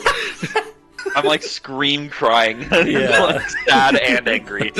Ugly crying. Yeah. The dwarves are like, why? What is going on? Yeah, they're very baffled. Just blood all over me at this point because I've oh just man, stabbed people 4 times right in front of me. Completely unrelated one sentence. Today I saw a woman, and I was like, "That's Boudica. That is the Celtic warrior Boudica." She just looked like such. She was clearly a barbarian. Anyway, in a good way. Yeah. Anyway, Adau is doing something that he was tacitly looking forward to. Which is getting all those purple and white clad freaks in the order and going straight to the front, where he will use guidance and bless and heroism and occasionally shield of faith or something as they rotate in and out and fight. Yeah, that makes sense. And again, since this is going to be a prolonged thing over hours of this kind of slow pursuit, that makes sense. You're basically going to be bolstering the ranks because Bree is going to definitely be taking arrows and bolts as she's up there taking a lot of fire, and she is going to have to come out of bear form at some point. I think we said it lasts for a whole hour. I think maybe, I don't remember, or 10 minutes. I don't remember if we determined that, but in any case, what? Yeah, we haven't. Okay, yeah, we'll say it's I mean, it probably would. Her be... normal transformations last an hour, don't they? Yeah, your wild shape thing is an hour. Well, I think it depends on your level. I think it might be even longer than that. No, I guess just to have number a of times really they can bad do time. it, right? Yeah. No, you take half damage from your shield guardian, and it regens health. Fair, yeah, that's your true. fault. It always lands on its feet. But yeah, so I guess we'll say for now it's at least an hour or so, Britsha. So, and you have multiple. I think you could do it multiple times in a day as well, right? So, maybe we didn't even determine that. But yeah, either way, Bree is getting in there as a bear for a while, and then if Bree starts to look like she's getting hurt by arrows and bolts, as well as the other frontline troops that are guarding her, then Adau's priests come in and slap some heals on her, stuff like that. Same with Helios and Hingwis and Talvo, right? Adau's order is basically supporting with this, and so this takes again several hours, and this attack happened in the afternoon, but after a couple hours, night starts to fall. It's winter time, and it's in the mountains. It's very cold, and the dwarves, you can see the dwarves are fairly used to cold. Your troops, well, a lot of them are too, but you definitely see some exhaustion on both sides. the thing is, the dwarves are definitely more exhausted, and the dwarves are the ones that are basically, you can tell they're not being given the order to stop. They keep marching and marching backwards with their shields out, facing every direction, as occasionally an arrow will pick them off, or occasionally a fireball beam gets thrown in, and their numbers are getting sliced down. A few dozen, in the first few minutes, and then a dozen over the next hour, another dozen or 2 dozen over the next hour or two. And this is a very, very long, drawn-out sort of engagement. You guys know that they basically have, it seems like the dwarves are basically going to just forced march through the night while they're under attack to get back to their city. I don't think they'll be able to do that. We should run propaganda, not like dropping leaflets, but so a lot of us can fly. Some of us multiple times, so we space it out and run you're losing, your numbers are dwindling. Set down your arms and we'll give you warm food. That kind of stuff. Look, Adau, I'm gonna. Oh God, there's some blood on my mouth. I'm gonna be real. They saw the axe they saw it. Get cure wounds. Oh God, you cannot be demoralized. It wasn't even my own blood, but thank you. But okay. But no, they saw the Druid's thing, and when I went to the front, the front. They didn't care. They saw Ela's head, which, by the way, may be at the bottom of the hill, and they did not care, at all. Yeah, but they weren't tired and hungry. I mean, sure, but I don't know, man. These are some, I think right you buggers. Underestimate the power of hunger and exhaustion. My point is, we still have that oil, right? Guys? Yeah, we could burn them alive. Yeah, I don't think we need to, but As our first military action, engagement as a nation state, I think we need to send a clear message about don't come to my house with a big stick, or I will shoot you with a gun. Must you have a welcome basket or something? Okay, that's true. You know what? Yeah, frick it. Get a few flyers. I want this massacre. Puncture the barrel and then fly over their ranks and then fireball it and it spreads. I want whatever 4 sons of bitches that managed to fucking get away from this. Either never talk about it again or babble about it incoherently to anybody. We are going to be. Is there a battlefield artist who's like? Well, it's you. Yeah, I was gonna say Helios. This is one thing that you're at this point, Helios. You're at the front line, but. It sounds like what Talvo is basically just going to get some dudes up on his carpet. They're going to push barrels of oil onto them in the first pass. You're going to oil up the whole column, and then you're going to come by and just light them up, and they're just going to. Anyway. Yeah, and so you see this, Thank you. and others. Hingwis also helping, just taking jugs of oil and just flinging them down while he's flying above. Whoever else can fly it. Or down the column. Yeah. Yeah, I'm just shaking out oil over the crowd as if you've seen the videos. Yeah, of we people, only need a little bit on out. each of them for them to freak out. Yeah, true. They start breaking rank. They start breaking rank as they There's realize that vampires in the forest. There's wolves. Yeah, they start to freak out as there's nowhere to run. They're being doused with oil. And then There's vampires out there, garlic for 5 gold. And then they see that Talvo would just take a fire arrow. He probably just has someone literally just have a bunch of fire as they're preparing for him on the carpet because multiple people, and he just takes one. A whole group of dwarves just goes up. Another whole group of dwarves goes up in flame, and Helios, this is something that you this is as at the end of dusk, as night is fully hitting, you just see flames erupting and screams and the smell of burnt flesh just emanating through the air. It's a brutal scene. This will make a good third verse. Yeah, and so you guys would all witness this as Talvo and Hingwis are starting the flames and stuff, and the rest of you just watching. And what did Shot see back at the town? Yeah, so actually, when he did that, he didn't see anything out of the ordinary. However, it's actually around this point in time, as you're kind of finishing up the last round of flames, which at this point, half of this dwarven host is on flames or putting out flames on themselves, and then they're just, it's wreaking even more havoc. But you do actually, at this exact point, Talvo, you receive a message from Shot. And it says, it would say, Talvo, please inform the others that they should come back here. Okay. To the castle? Yeah, to the castle, yeah. Yeah, exactly. Which is obviously moving along with the engagement, so it's right there. I think I would just fire like straight up, and then I would turn around on the carpet and start heading back. I think that would sound like a pretty reasonable message to anybody else. Okay. But I wouldn't be going back unless there was a reason for it, I assume. Talvo like really missed with that last shot. I wonder he must be leaving in embarrassment. Yeah. Well, yeah, you guys would probably have signals, so you guys would know, like, okay, let's head back. Meanwhile, the rest of your, like, a lot of Talvo's men and the Order and stuff would probably still keep on the efforts of harrying the groups that are now dealing with fire as well.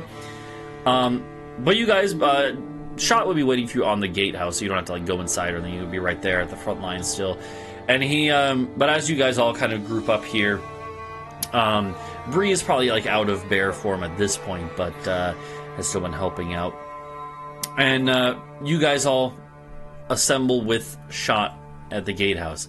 And he looks at you guys and he says, do you want good news or bad news first? He's riding back. Give us the good news. I have two things of bad news, one thing of good. Let's start with one of the bad, and then do let's the do good. an insult sandwich. Yeah, Shot nods, and he's like, first bit of bad news is, Hingwis, you remember how when we were planning, you discussed how there was also the priest of their city. Hold on, I have that. Yes. What's the name? It's Arlur, the high priest of the city. Yeah, he was not with the host, correct? We didn't see him. Yeah, he nods. He's like, okay, just making sure that he didn't teleport back somehow, because we do know, I had a hunch that maybe we should watch him too. So I had one of my trainees scry on him as well. And I don't want to be a stickler, but could have brought this up a little bit earlier. Well, so then he nods. He's like, well, my trainee, it's like one of his apprentices, right? Because he's like a shaman, but he is, a trainee apprentice shaman. Intern, yeah. Yeah, he's like, my apprentice it took him a few tries to successfully scry the priest. Priests are normally not ones to be easily scried on. And I also did not think that there would be any cause for concern with whatever the priest could be up to. And I still don't know if we need to have concern. Regardless, the priest seems to know of what's happening here, maybe through scrying of his own. He knows that the battle has not gone in the dwarves' favor, and he's bringing a group to reinforce. But I don't think he plans on really fighting. He has a group of about 100 slaves, and I think he means to use their lives as a bargaining chip. They're just kill them for you. How long is it to get here from the city? At this point, they were only like half a day-ish out at full march, and so at this point they're only a couple hours out. And he would let you know, he's like, yeah, as far as we know, they just left the city, so in an hour or two there will be a group of dwarves leading 100 prisoners or so. And they're clearly not messing around. They all have, there is about it's only a couple dozen dwarves, but they all have crossbows trained, and a few of them have, swords pointing at the backs of these prisoners. How many hours specifically away would you say they are? An hour and a half, maybe. Not 8? Okay. No. Yeah. So what's Okay. So it's something we gotta deal with right now, not tomorrow. The good news. Not after your long rest. The good news is that Rolager is fine. Oh, okay. That is It's pretty good. it's not under attack or anything like that. But that leads me to the other bad news.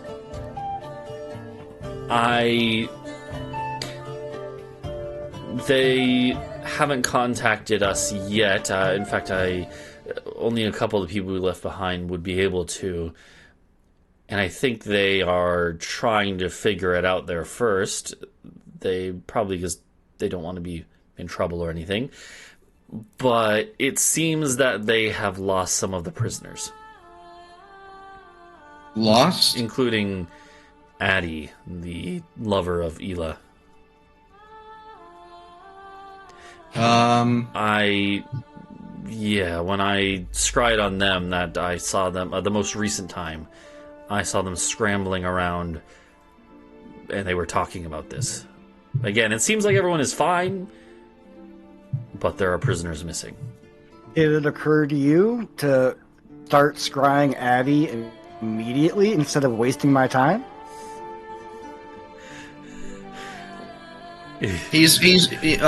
What's the quote?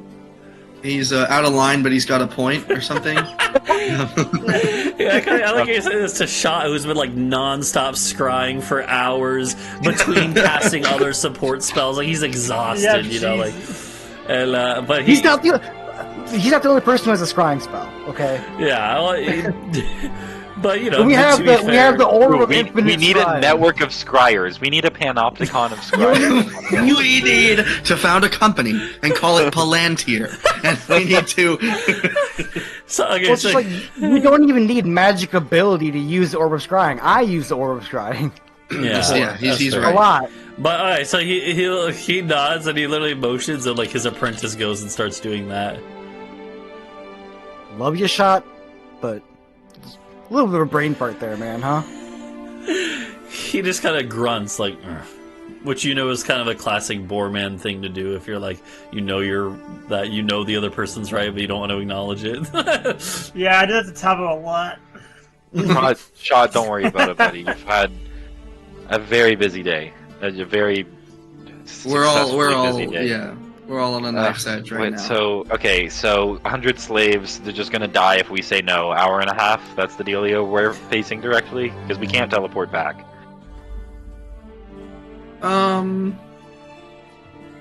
Look, How I'm many gonna be really diamonds dull. would that be? That'd be 50,000 GP worth of diamonds. I've got a better idea. Can Can me by and the my way, carpet the be made invisible? The what? Can me and my carpet be made invisible? Like, you have invisibility on your viol as a free cast, right, Helios? Yeah, and it's anything you're wearing, right? I don't know about like. I don't know if sitting the or carpet holding. would work necessarily. So drape yourself in the carpet like a toga. Yeah. Well, if you you also just make it cast- an article of Can you clothing. you can just cast fly on me, can't you, too? Or do I have Yeah, a potion someone of fly? definitely can. Yeah. Yeah. What about we go and meet him for this prisoner exchange, and I just drop out of the sky and murk this guy? Or just reverse hostage We're situation. gonna have to kill this guy, Batman, whatever the fuck. Well, like, okay. Whatever the quote is. Yeah. What So if I think- just That should be What prisoner about exchange. land? How many The dwarves do we have? prisoners were also like mainly women and children, by the way. Yeah, of course they were. I'm gonna Yeah. kill every single dwarf on the planet. Like, That's like it's very really, clear that really the dwarves surprising. are purposely trying to. Well, yeah, it seems like they basically are, you know, it's literally hostages. Right? I mean, so here's what I'll do. I know he cares about the city, but Arler really doesn't like slavery. I'm a little surprised that he resorted to a tactic like this. He must be extremely desperate. Hear me So out. I think Okay, we really so have the upper hand here. I fly in invisible. I drop behind him. I activate the anti-magic orb, so he can't cast any spells, and neither can anybody else. And then I grab him and be like, all you know, like guys holding the crossbows and swords, put him down, or I'm gonna kill this guy. Yeah, I That's like not a that bad plan. That idea. sounds pretty decent. Yeah. Honestly. My plan was gonna be to get bardic inspiration and Hold on. and use my inspiration at like both kinds and walk in there and be like, "You're scum," and then Yeah, if you sing we have we've captured however many dwarves we have. We were gonna let them go freely, but you resort to attack, and I don't know if we were or not, but it was in the air. But you're gonna resort to something like this. You're all pieces of shit. This is why we're fighting you. I hate you all. And I was gonna try to do something to intimidate them. I don't know, which is not really the best plan. My plan was kind of just more so the needs of the many outweigh the needs of the few. There's a lot more than 100 slaves in that city. So, yeah, that's true, but like worst case scenario, we're still winning. Yeah, but I did. That does remind me. How many dwarves have we captured over the past few hours? How many have given up? You probably have like 50 captives, and it's only 50 because a lot more are dead, right? Than wounded, and so probably 50, most of which are pretty wounded to themselves, right? So, all right, I think we change tactics to forcible disarmament via command and stuff like that. Because it's level 1 spell. I'm sure all of my clerics have it. So say say grovel, and then dive or something, and then we can grab them like police in a riot situation. What's the range? Oh, you want to try to hostage holders on command? Prisoner exchange? 60 feet. Okay. Yeah, I want a prisoner exchange, and then of course we're gonna kill him because he's not a sentient being that deserves rights. Then he say, we attacked you because you wouldn't give us tribute, so we're gonna murder a bunch of women and children because we're the good guy. Fuck you. Fuck you. Sorry, We can't really get high and mighty. We did just crush a bunch of women and children out Really doesn't feel like it was yesterday. We didn't know about it. We didn't know. Onto women and No, children. it is.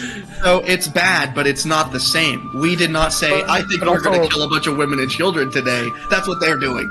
It was an encampment of people. It's like implied that there are women and children there. Who else does the cooking and cleaning and the I don't know. The underlings that throw potatoes in a stew with the human meat or whatever the fuck. I don't know. You can't just war. There's got to be someone who does housekeeping. Women have to be there. It's an idealized fantasy world. Yes, you can just war. They were literally a goblin death cult to a demon.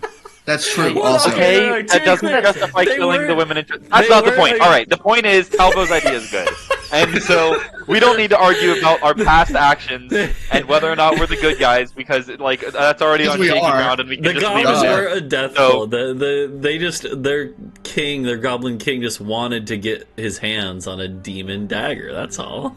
Yeah, they're lesser. Why did they all start chanting the demon's name? Well, because they wanted to use they were also chanting something. You can't even speak Goblin. They were chanting for the death of elves. They did want to enact genocide upon the dragon elves. This is this may be true, but that's fine. Who cares about dragon elves, right, fellow dragon elf? You are a dragon elf. Yeah, so are you, aren't you? Literal race. I was in the library the entire time. Whoa. Alright, so let's get back to the matter at hand. There's the dwarven host, as it's retreating, their numbers are thinning fairly rapidly, and over the next hour or so there will be more of this happening. But yeah, your guys are starting to get a little bit tired too. Like I said, it's nighttime in the middle of winter in the mountains, right? It's pretty cold, so things kind of slow down, but people are taking longer breaks between shifting out, rotating shifts of going out and keeping up the pressure.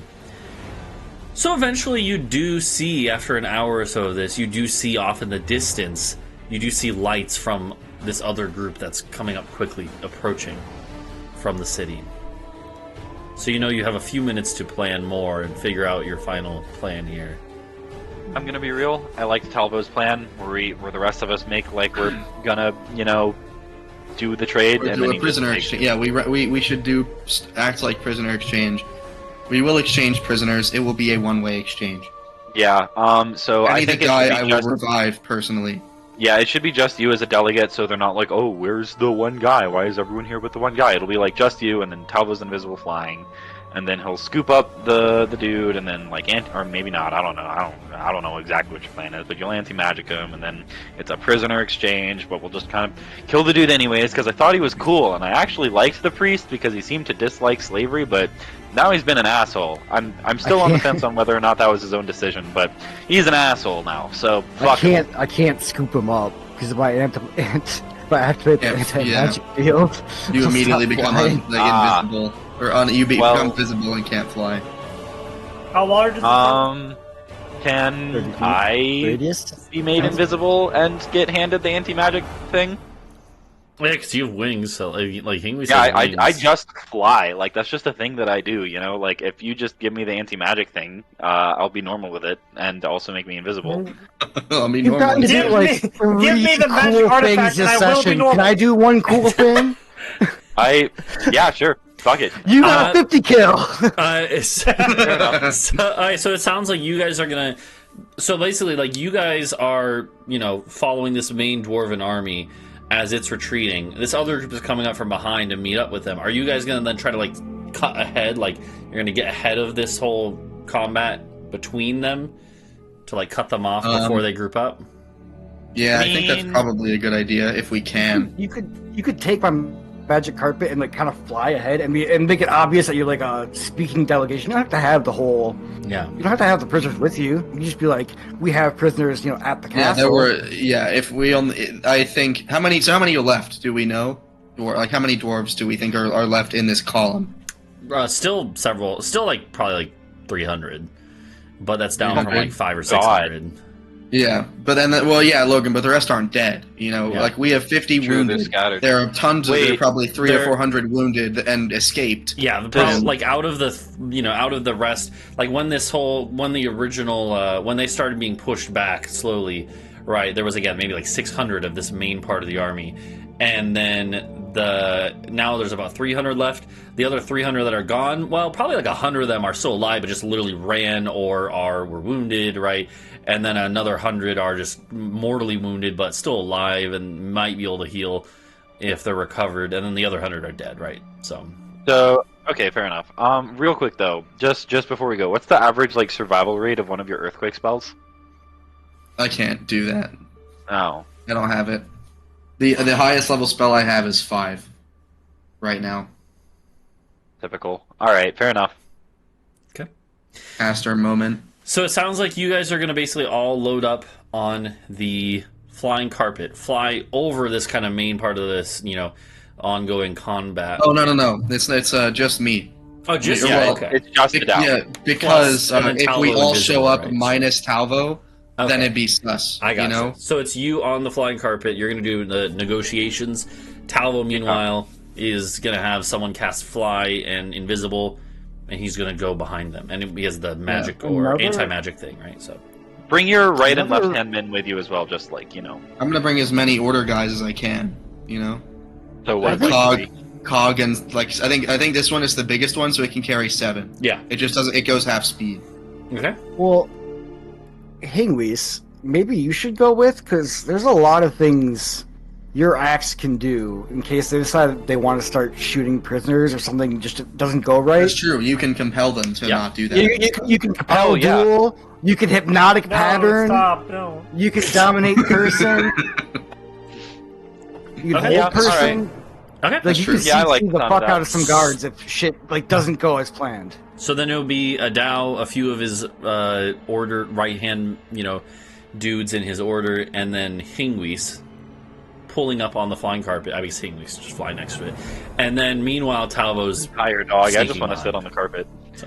Yeah, okay, that's fair. Yeah, that's. I It's mean, the that's first honestly time, your first time anybody else has gotten to use it. Yeah. No, I used it once and then I got shot off of it. Yeah, and then you went into the Shadow Realm to I went save into the yourself. Shadow Realm and Yeah. Okay. So the So we'll say that. So meanwhile, Bree and Helios, it sounds like you're just gonna be holding down the fort. Keeping coordinating the whole combat. That's still How ongoing. long until I make a 100-foot plummet to the ground when Bree's thing runs in? Oh, that's been out for a while. At this point, you're just on. You're just at this point. You and Bree's back in normal form or whatever. Yeah, or maybe back in a different animal form. But she's not a giant bear anymore. She would definitely be out. So you guys are I just... assume she would have set you down. Yeah, before yeah. she- Like it doesn't happen suddenly. Like so, yeah. She would know when it's about to run out. So yeah. So Bree and Helios, you guys are kind of like coordinating from the castle still. Talvo and Talvo's getting behind them, flying magically invisible, getting into position. I'll have you roll a stealth check right now with advantage, and I'm sure that won't be an issue for you. And this will just cover the whole kind of sneaking up process. It's also nighttime, right? Like you have the cover of darkness and everything, so, and lots of background noise from the battle going on. So. Wow. That's pretty rough. It is going to be enough here, though. Meanwhile, Hingwis and Adau and a couple of Adau's order members, you fly up to where this group is approaching. And you know that they're a few miles away you guys are all a few miles away from the main part of the conflict where Bree and Helios are. So the three of you... Those didn't even get adjusted. I think I literally just rolled 2 10s. Yeah, it looks like it. Do another one and see. So anyways, you guys are able to, you do have you probably do have some sort of like banner or something, a signal saying like we're here to negotiate, right? There would be some agreed upon signal for this part of the world that people would know, right? So Adau, you would have like Cog would lift up whatever banner this is that says like we're here to negotiate. And again, the main battle is minutes away, so it's not really going to be here. It's just this group of, and they would all halt when they see the signal, and you guys would have like a torch or something, right, so that you're illuminated. You land the carpet maybe 100 feet away, and then you can approach on foot. Or do you want to stay on the carpet? I guess you could stay on the carpet, but yeah, maybe someone can stay on it if they want, but you should stay on it, floating 5. It's like that. It's like the negotiation tactic, right? Where if you stay on there sitting, you're in a position of dominance. Yeah, and so Hingwis, you're with Adau here, and Cog is lifting up this banner. You guys approaching it within 100 feet of them, and you do see that this priest Arlor shouts out a command. And his group here, again, it's only a couple dozen dwarves, but each of them has a weapon trained on a hostage. And there's many more hostages there, too. Like, the hostages outnumber them, like, 4 to 1, but they're all unarmed, they're all bound, right? So it's not like they could really resist. And it's mostly women and children. Their group comes to a halt with the dwarves now really getting up with like the crossbows right against the back of the heads of the hostages and stuff. Talvo, you're behind this group at this point. You're within 30 feet because it's pretty easy for you to get that close stealthily. You're invisible and everything. You see the priest. I'm above them. Okay, yeah. You see the priest kind of shouting out the order to halt. And you guys do get... roll me an insight check, the three of you who are there. Mm-hmm. Got. Mm-hmm. What, you got the merchants, whatever? Mm-hmm. Yeah. So, Where Hingwis, is the you're not able priest to... at? Is he like in the middle of the group, or is he like out in the front? I'm viewing him. I'm viewing there are 2 columns, and he's like at the back, and it's like parted. But that's just me. I don't know. It would be something like that. Like it would be like a long line of prisoners, probably double wide. Yeah, like 2 columns of prisoners, just single file lines. And he's probably like in the middle though. And then there's just every so often there's one of these dwarven guards with a crossbow or a sword like pointed right at the head of a prisoner. And he's like right in the middle of the group. And yeah, you're like in a tree nearby or whatever, or I mean, you're just flying above, I guess, right? So he would like shout out the order to halt, and Talvo and Adau, Hingwis, your emotions are too flooded based on like your whole brother thing, you know. You're not able to get a good. You're kind of in a weird mind state right now. I'm tired. Like, yeah, we've been up many hours. Yeah, this has been a grueling day. Adau and Talvo, you guys on the other hand are a little fresher. A lot of what you've been doing has just been like commanding. You also didn't see your brother dissolve into soup. So That could be it. That could be a small part of it. So Talvo, now you guys Also, are I'm taking any damage yet, so I'm busting daisy, man. you're looking at this guy at Arlor, and Hingwis had my mentioned. posting arm's kinda Sorry. tired. By the way, Talvo would get Death Ward from the Okay, cool, yeah. Hingwis did mention earlier to you guys how Arlor didn't never seem to be the type that's super pro-slavery. And you guys definitely get this feeling just from hearing him shout out orders. You hear a wavering in his voice, like he does not want to have to do anything drastic. But he also seems to be fairly resolute. Like this guy is clearly a very senior priest. Like he is... and Hingwis would have told you from spying, this is one of the people Hingwis spied on. Hingwis knows he's a very capable priest. He's at least the same level as you guys, if you put it in game terms, if not higher. And he is pretty old, like 300 years old. For a dwarf, that's like, it's the equivalent of being like 75. Like he's pretty old. And experienced, clearly, too, in matters of war. So even though there's a wavering in his voice, like he clearly doesn't want to this, you can tell he's prepared to do whatever he needs to do. And so as he kind of shouts out the order for everyone, like, the guards to prepare to fire if needed, he then shouts out to you guys, to Adau and Hingwis. And he says, "We come with a resolution."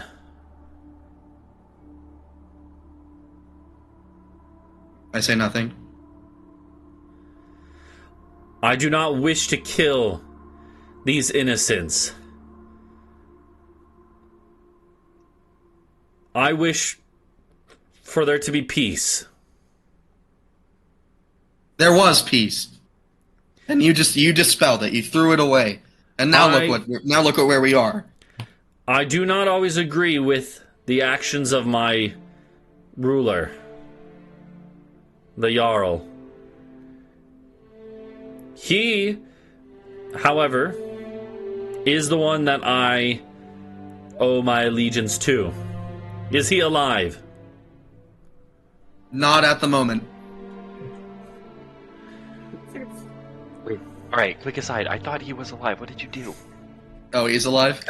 Whatever the correct answer was. Well, you brought him back to the castle. I guess it's up to you. Would you have had him healed up or like stabilized, or? I thought he was dead. But No, I remember you mentioned that he little- was like on the verge of death, and Yeah. the guy was like, Poetry "Oh, you gotta-" explicitly stated that he was still alive. Yeah. It was one of those Sorry, things I'm where done. I'm done. if you had just let him bleed out, that's fine. Like let him just throw him in the castle, let him bleed out. But I was assuming you would have stabilized or at least kept him on death's door. Yeah, I'd prevent him from dying of his own accord. Okay, sounds Is good. Hingwis still wearing the crown? It's probably got it in the back pocket. He's like, "Ooh, Yeah.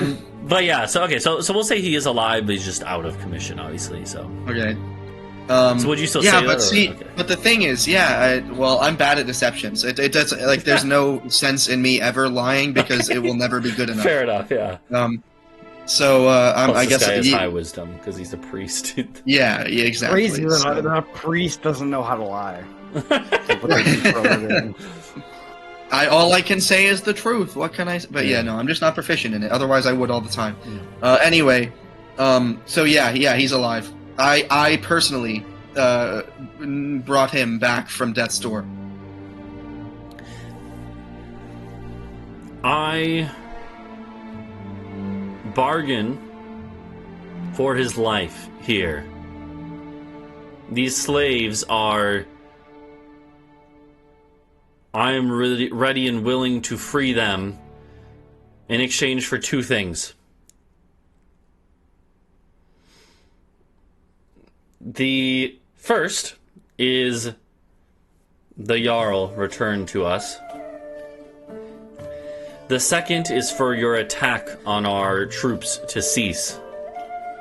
And as much as I know you hate us and our ways, and there is much that I wish I could change,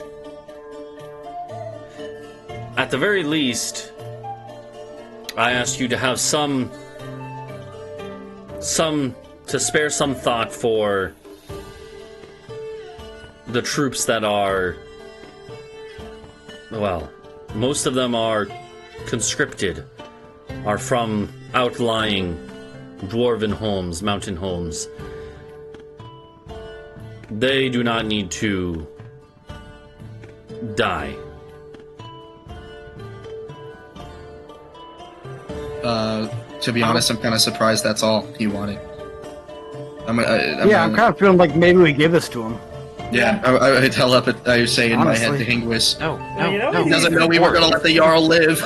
You got a reasonable, you know what? Oh, shit. No, y'all, they're dwarves. They're gonna take it and then they're gonna kill the fucking people anyways. Like he may say no, but as soon as the Jarl gets back, The Jarl won't get back while the slaves are in their possession. I'll make sure of that. He kind of sees that you guys are talking, but then he calls out and he's like, I know that you have no reason to trust me, but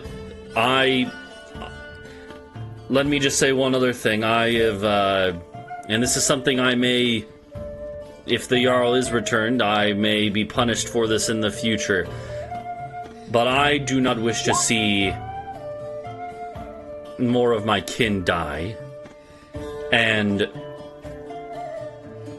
regardless of the Jarl's, of my lord's wishes, this is a war that I can see he cannot win.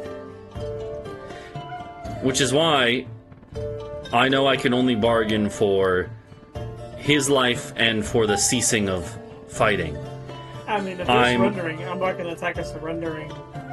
Yeah, that's what I'm saying. I'm sure that you have maybe dozens or even hundreds of our other soldiers as captives. You can keep them for now as leverage for a future, more official peace. Just promise me you won't kill them needlessly either. don't you worry. We have no desire to needlessly kill either. It's honestly an abhorrent practice. Flashback to when a guy spit on Hingwis and he lopped his head off for that. Yeah, We're not gonna I said needlessly kill. Those people are prisoners. You know, what are they gonna do? God. So anyway, I'm not gonna tell them that they did that. That Hingwis did that. Yeah. But I will use thaumaturgy. I would like for everyone to hear this. Yeah. Well, I mean, not Bree and Helios. They're like a few miles back, but you know. Yeah. But all of Everyone the people here, in this column. Yeah. Yeah. That's not. You're not about to like make a decision here, are you? We're not going to accept this. What? But it's what? No. No. In my head, what do you mean? What are you talking about? Obviously, I'm going to accept that. What? Why? This is our moment. We have the advantage. I don't have enough diamonds to kill or to heal all these people if they're killed. Okay. I have hypnotic pattern. Talvo can just take the dude, and then I can like flash freeze the rest of this like group here. You can't. They're too. Fly they're over too and dispersed. whisper in Hingwis' ear. One moment. Talvo, you're flying above us all. Then you see Hingwis and Adau kind of like whispering back and forth. And to be fair, the priest dude is basically he shouts back when you say one moment. He's like, take a moment. I understand there's much at stake. Like he seems pretty understanding, all things considered. So Talvo, I like that you like fly back over to hear what the argument is about. Like they don't know you're there though. Like so if you speak up, it's Guys, let's return the Jarl, but let's Gaius him first. Oh my god! My let's purple brainwash one. him. That's such a good idea.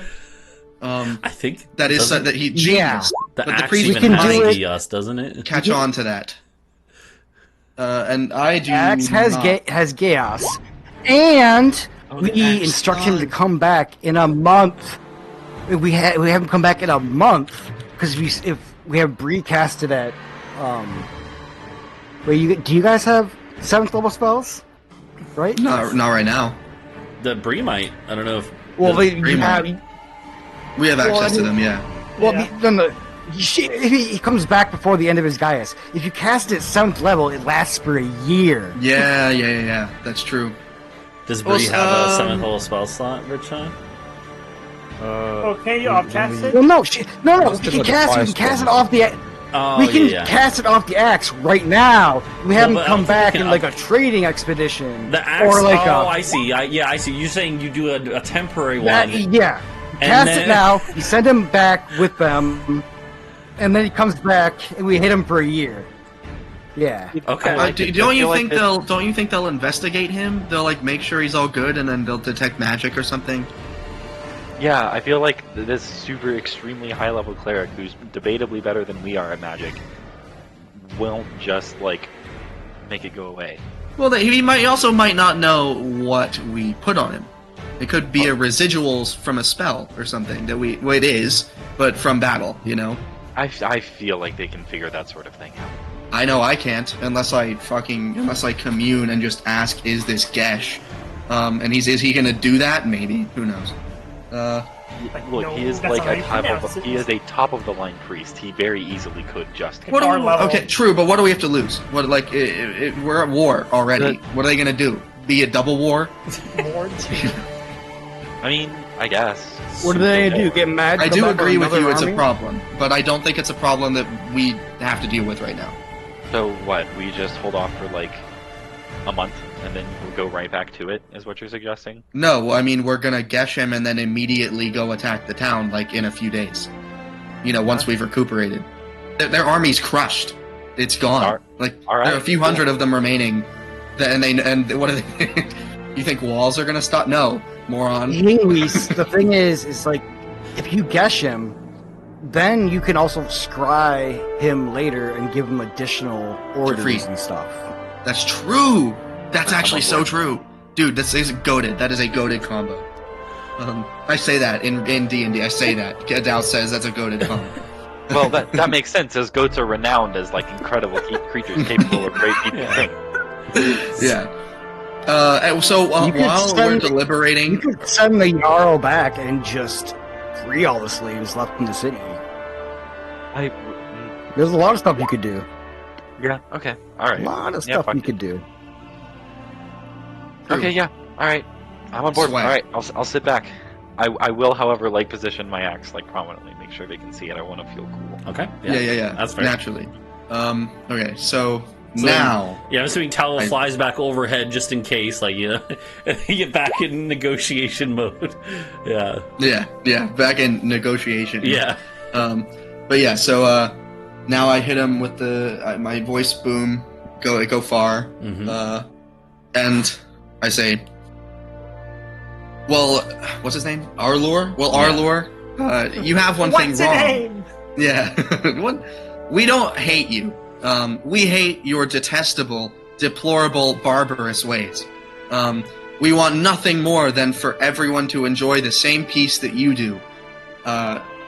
And, well, your kind has violated that peace here today. And in the days past, of course, many times it has been violated. However, your offer is a reasonable one. For the lives of all of these people, which of course are not in danger. Death is no obstacle to my magics. You should know that of all people.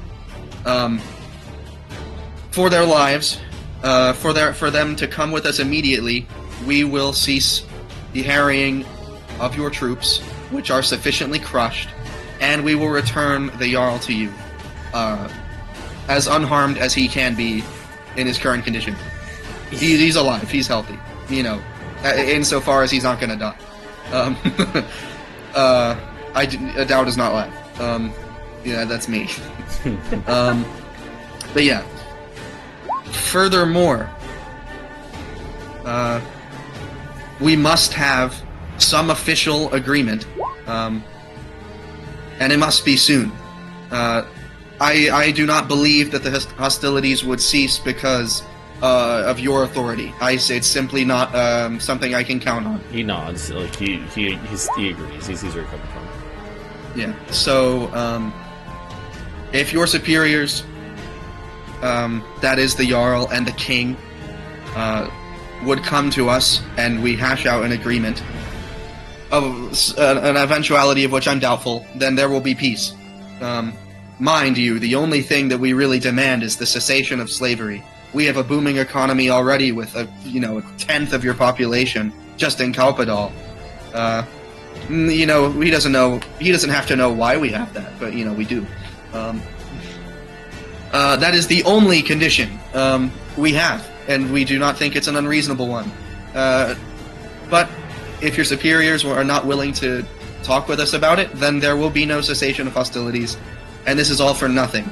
From what I know about you, that's not an outcome you would like. He kind of pauses or thinks about this for a second, and he nods. And he's like, as I said, you have other prisoners, and my Jarl does value their lives. If he is returned, even as stubborn as he can be, he will come to the negotiation table if the rest of his men's lives are on the line. And again, I just request that you treat them nobly in the meanwhile. Just as we did with your first envoy, in quotes, they've been treated humanely, better than you treat your slaves, and they don't even contribute the prisoners here.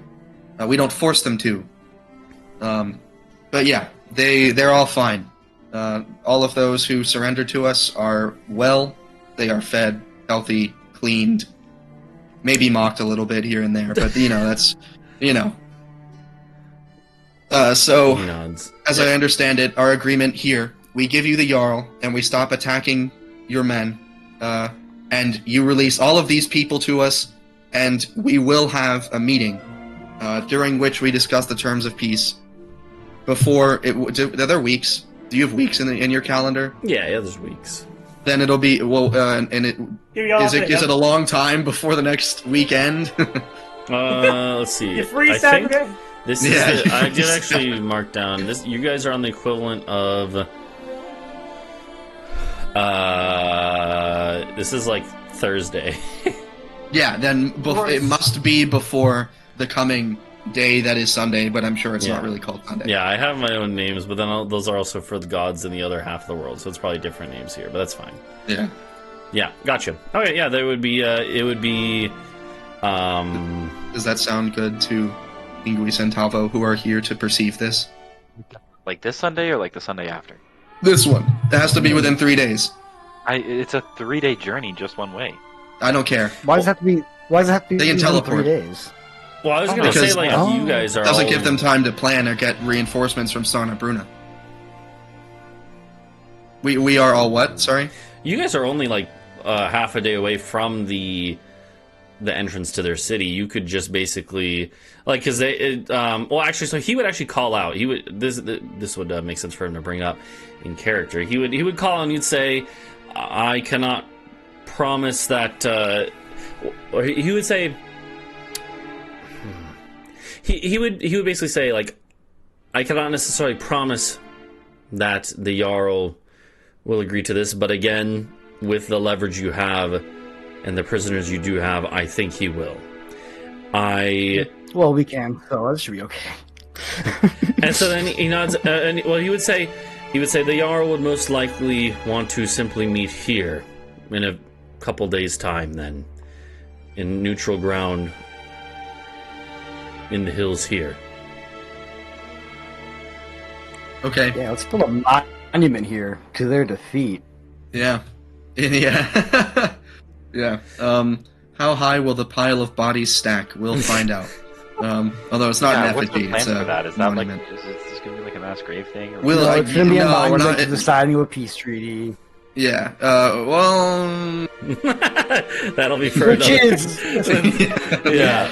So regardless, he kind of like basically says like he just kind of he orders his men to they lower their weapons a little bit so they're not just actively pointing them at the hostages, but he basically says we will stay right here until you bring the Jarl, and then we will do and when you tell your men to cease the attack, and then we'll exchange and each fall back until that point in time. Alright, I'm going to use my Sending Stone to shot. Okay. And I'm going to say, surround the dwarves and stop shooting them. Okay. we have well, it's 25 words. Yeah, you wouldn't necessarily be able to like fully surround them. By the way, at least not with enough like. But that's like, yeah, I mean to keep. Well, we really don't need to be in the woods either. We just need them to be on each side. Yeah. Just, Okay. just stop shooting them.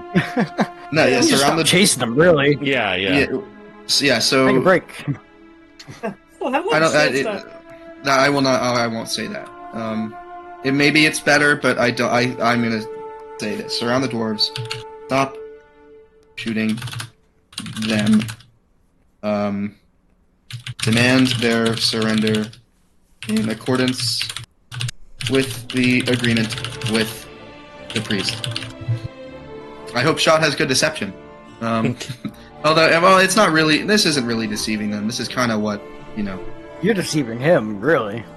Because if you're telling Shot, like, hey, your priest says surrender, like, Shot thinks that's true. Wait a minute.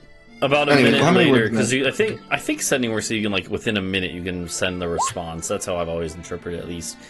I don't know how it works, but He would whatever. say you would about a minute later get a response back. He says they have stopped firing back at us, but they are not surrendering.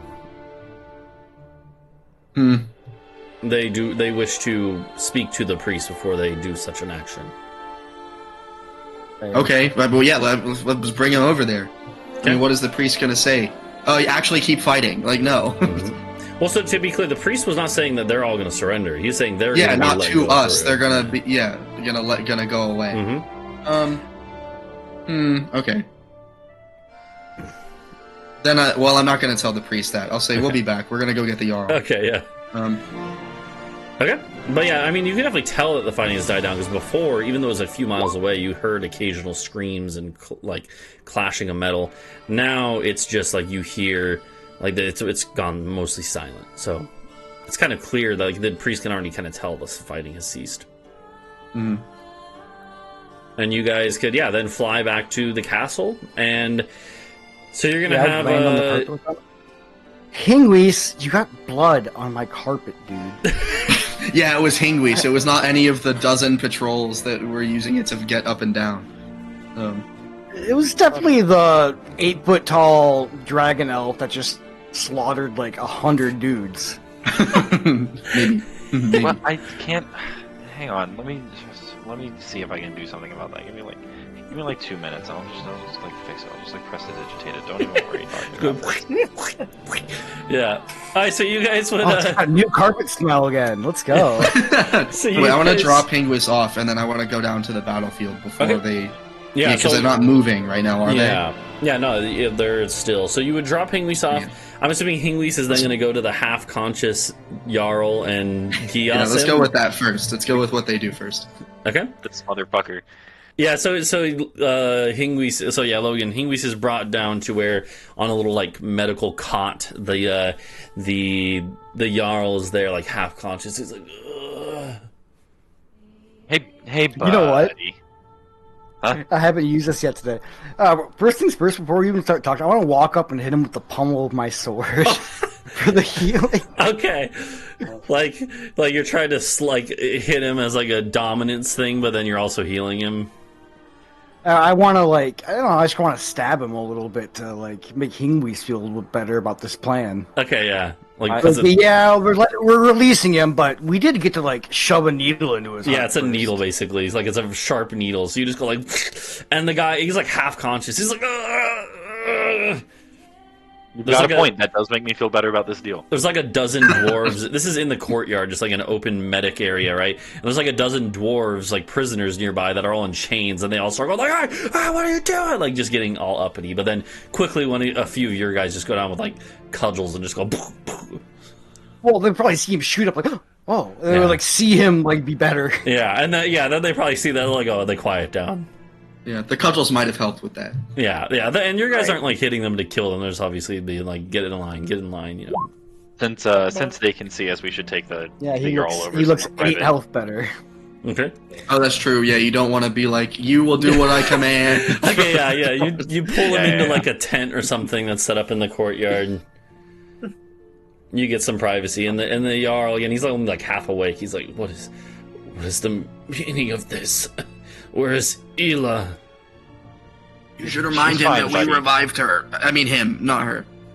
She's doing great, buddy. She's doing wonderful. But did she get sent to the farm up north? I, my parents told me that my first dog went there. Just kidding. Oh, buddy, you're gone. What did Shot's apprentice find out about the escaped prisoner? Nothing. Like he just saw that the people back at the town were trying to find them. No, we were. He had his apprentice guy try to. Oh yeah. Yeah, it didn't work. Or whatever. How many times has it not worked? Every time that probably like twice. It's been like Well, it's been like an hour since then, but yeah, a couple hours. Gotta get back to the books, tries. man. Jesus Christ. I'll let you have your DM moment. Well, alright. Well, shit. Okay, buddy, I don't know how this works, so this might take a couple tries. Just be glad that you're not fully awake for this, because I can only assume this is weirdly different effective when you're barely conscious. But just think about that wonderful farm up north while this happens. Alright, buddy? Okay. Yeah, cool. You should totally stab him again. So... It only works once a day. Wait for the sun to come up. Okay, alright, cool beans. Well... And once that happens, you can recharge your axe, too. Yes? Yeah. That didn't work. You kind of just like use it as a focus for casting the spell. Because you cast spells anyways. Okay. It's just like you're channeling the axe's power to compel. Yeah, I'm just like, I got my hand like giving him like a head scratch. I'm like ruffling his hair, and I'm like whispering into his ear. I'm actually, you know what I'm going to do? Because I realize it's specifically meant to be something that lords over dwarves. I'm going to say dwarves have disadvantage on their roll for any of the spells of the thing. Not for the shockwave, since that's just like physical, but all the spells are like mental resistance, right? So I think it makes sense to say dwarves are. I'll add this on the sheet. Dwarves specifically have disadvantage when trying to save against any of the spells cast from the axe. Because that would make sense. So he's going to have disadvantage, and it's DC 20. So it's also killed enough dwarves that... Yeah. So he is going to... Yeah, you do the Gios, the Gesh, and he is... Into the axe. Look at its wonderful pattern. To my voice. I like you're holding it out, and you're just kind of like rubbing him on the top, like... Yeah. So he disadvantage. We got 17. So he fails, yeah. And you immediately sense that you have this link, this control over him now. Right. You will continue to act as normal unless you hear this exact voice, in which case you will do whatever it tells you. I mean, that's what the spell does. I don't know what the spell does. I've never seen it before. I like to think that Hingwis doesn't know, so he just, like, to be sure. He's reading the back of the axe with the instructions. And the guy, like, this will do this to you. The Jarl just nods and says, yes, understood. Right. Alright, okay, let's get you back to your people. Tell him to refuse... Tell him something funny. Tell him to refuse all magical, like, intervention. Like, he doesn't want... I want to set it up that it seems like he's so scarred by this battle, he's scared of magic now, so he doesn't want any magic cast on it. All about the no identify magic, no true sight. I want this guy to be like... I feel like that's going to be suspicious, though. They're going to like, maybe tell him not to bring it up of his own accord, maybe. But then, you know, if someone tries to, be like, blah, blah, blah, blah, blah, blah. I want you to act like you're scared of magic. Just do that. You have a little phobia of magic right now. Not this one. This one specific thing. It's like as he starts freaking out, and then you're like, not this one. He's like, oh, okay, yeah. This isn't magic. Yeah. This isn't magic. Yeah, this is different. But other than this, you are quite afraid of magic. I love it so much. It turns me on. No,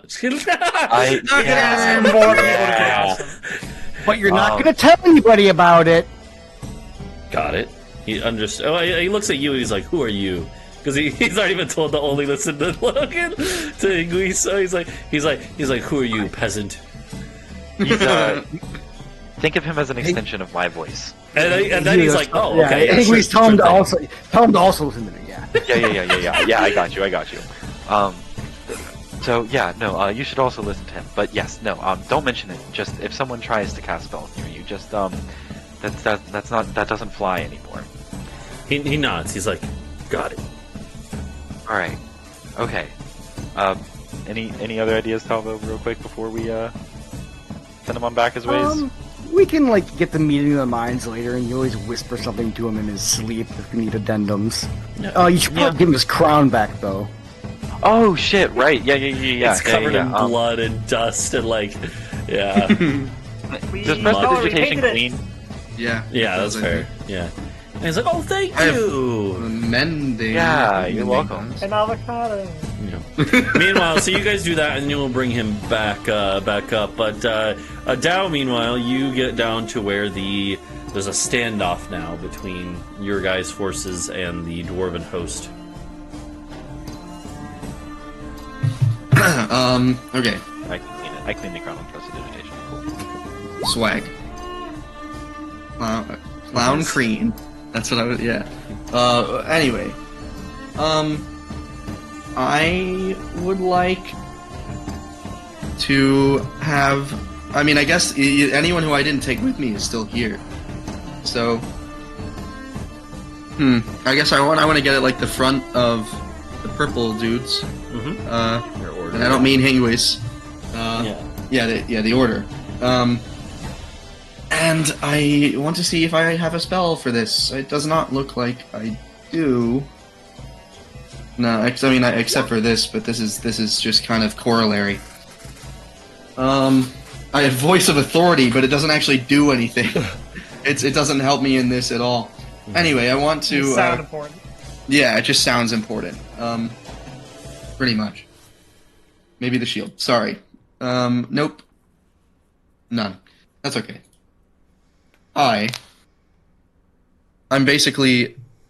I didn't think about the specific wording, but I want to try to get them, or any of them, as many of them as I can get, to break rank. Not by saying we're gonna, murder you, but I want to go up and be the battle is lost. We have spent hours trekking along these mountains fighting for nothing. Either your Jarl is safe on our castle. He is to be returned to your city in just a few moments. Now, of course... You should tell him you met with the priest and you know what punishment is waiting for their failure if they return home. Yeah, but I suck at deception. And even lying by omission is a deception, and I can't deceive. It just doesn't work. Why do I let you talk so much? I'll just roll you. Oh, okay, yeah, I fucking can, apparently. Yeah, let's see. Yeah, okay, that's cool. I'm still not doing it. I can't do it. This was in your practice in the mirror, you know? Yeah, exactly. That's really that's really good. I should say that when I say it. And it's like, what? What do you mean? Like, guys, please. Yeah, guys, please surrender. So what do you say to the? Well, actually, can I see what how they're doing? Insight or something. So they have kind of just turtled up with the shield formation again, and it seems like there's a couple high-ranking lieutenants who are sharing the command. A couple generals, basically. Okay. It's probably easier to mess with one guy. Send me out, whoever is in command of this regiment, this grouping. I will send them out. I'd like to speak with them as an envoy. There's some hesitation and then some shuffling in the ranks. But then one dwarf does step through. The shield wall parts, and a old, grizzled dwarf, clearly in his 300s, marches out. He's got an eye patch, and many other scars visible, and is wearing armor. He's clearly a veteran of many wars. And he marches forward, very matter-of-factly. You have some, your guys around you, and they part ways, and, bristling weapons at the ready. He ignores them, doesn't even care, just walks towards you. Stops about 10 feet in front of you, like right next to you, basically. Okay. What is it? I've spoken with Arlor. We've come to an arrangement. Mm-hmm. Your men are to be brought to, Kalpadal? Or you're to be escorted. And in exchange, we are receiving 100 slaves that they've brought as bargaining chips to murder, just as they please. Because they're not real beings, they're not sentient like you or me. Obviously, you know He just that. stares at you. Yeah. But anyway, I don't really want that to happen. So, I think you should do what I want, actually. Okay. Let's see. Let's see if he fails the save. He does. Okay. Yippee! And so you sense that his mind, the barrier in his mind, dissolves as you force your way in. And it looks at you, and then it says, "What should I do?" I kind of forgot this last minute. I don't know. I didn't think I'd get this far. I forgot this.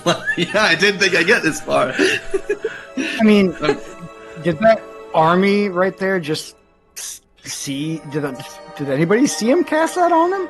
Well, it's a verbal and somatic, so I could be moving my hands around and doing stuff.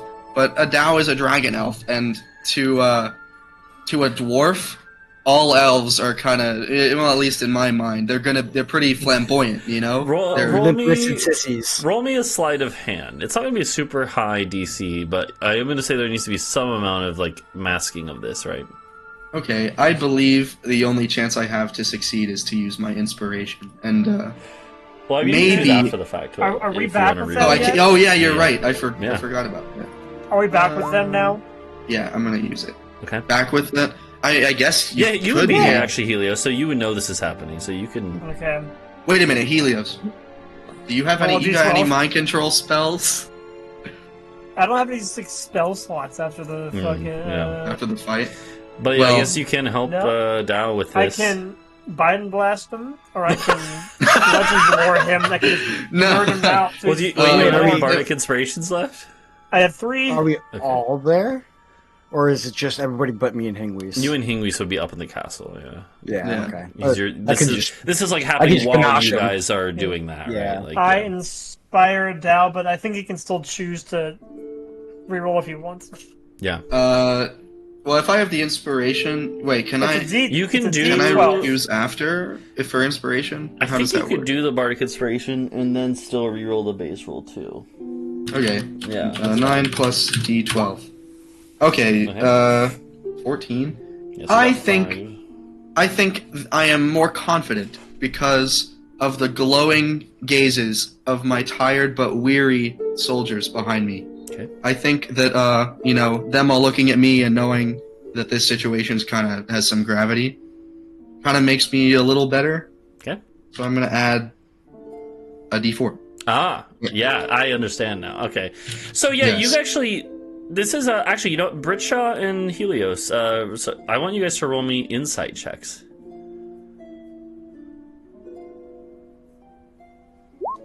Mm-hmm. Okay. Yeah. Oh, All right. wow. Okay. Yeah, all right. Yeah. So roll your d4. Okay. Got me that. That's pretty good. That's pretty good. This is actually something interesting. Britsha, so Bree, Helios doesn't actually really notice this. It's very subtle. But Bree, you're like watching Adau, and then you see him almost shimmering as he casts his spell in a way that you haven't seen when he's cast spells in the past. Just like a slight shimmering. And then you also, Bree, sense almost a shift in energy in the air. And you kind of like look around, Bree, like, what was that? And you notice that like Cog, the, right-hand man of Adau's order, Cog is like, has his head bowed and in prayer. And you sense almost a shift in the air as this happens. In any case, Adau, yeah, this extra moment of Anyway. strength you feel. And, yeah, 18 is pretty good. As you you use every kind of ounce of your power to and your wit to mask this, and it works. You don't, or at the very least, like maybe a couple of the dwarves in the host are a little bit like suspicious, but none of them like make a move to do anything. So you get this dominate. Was it dominate person off on him? Yeah, and and so he does nod, and you have a minute. So what do you do in this minute?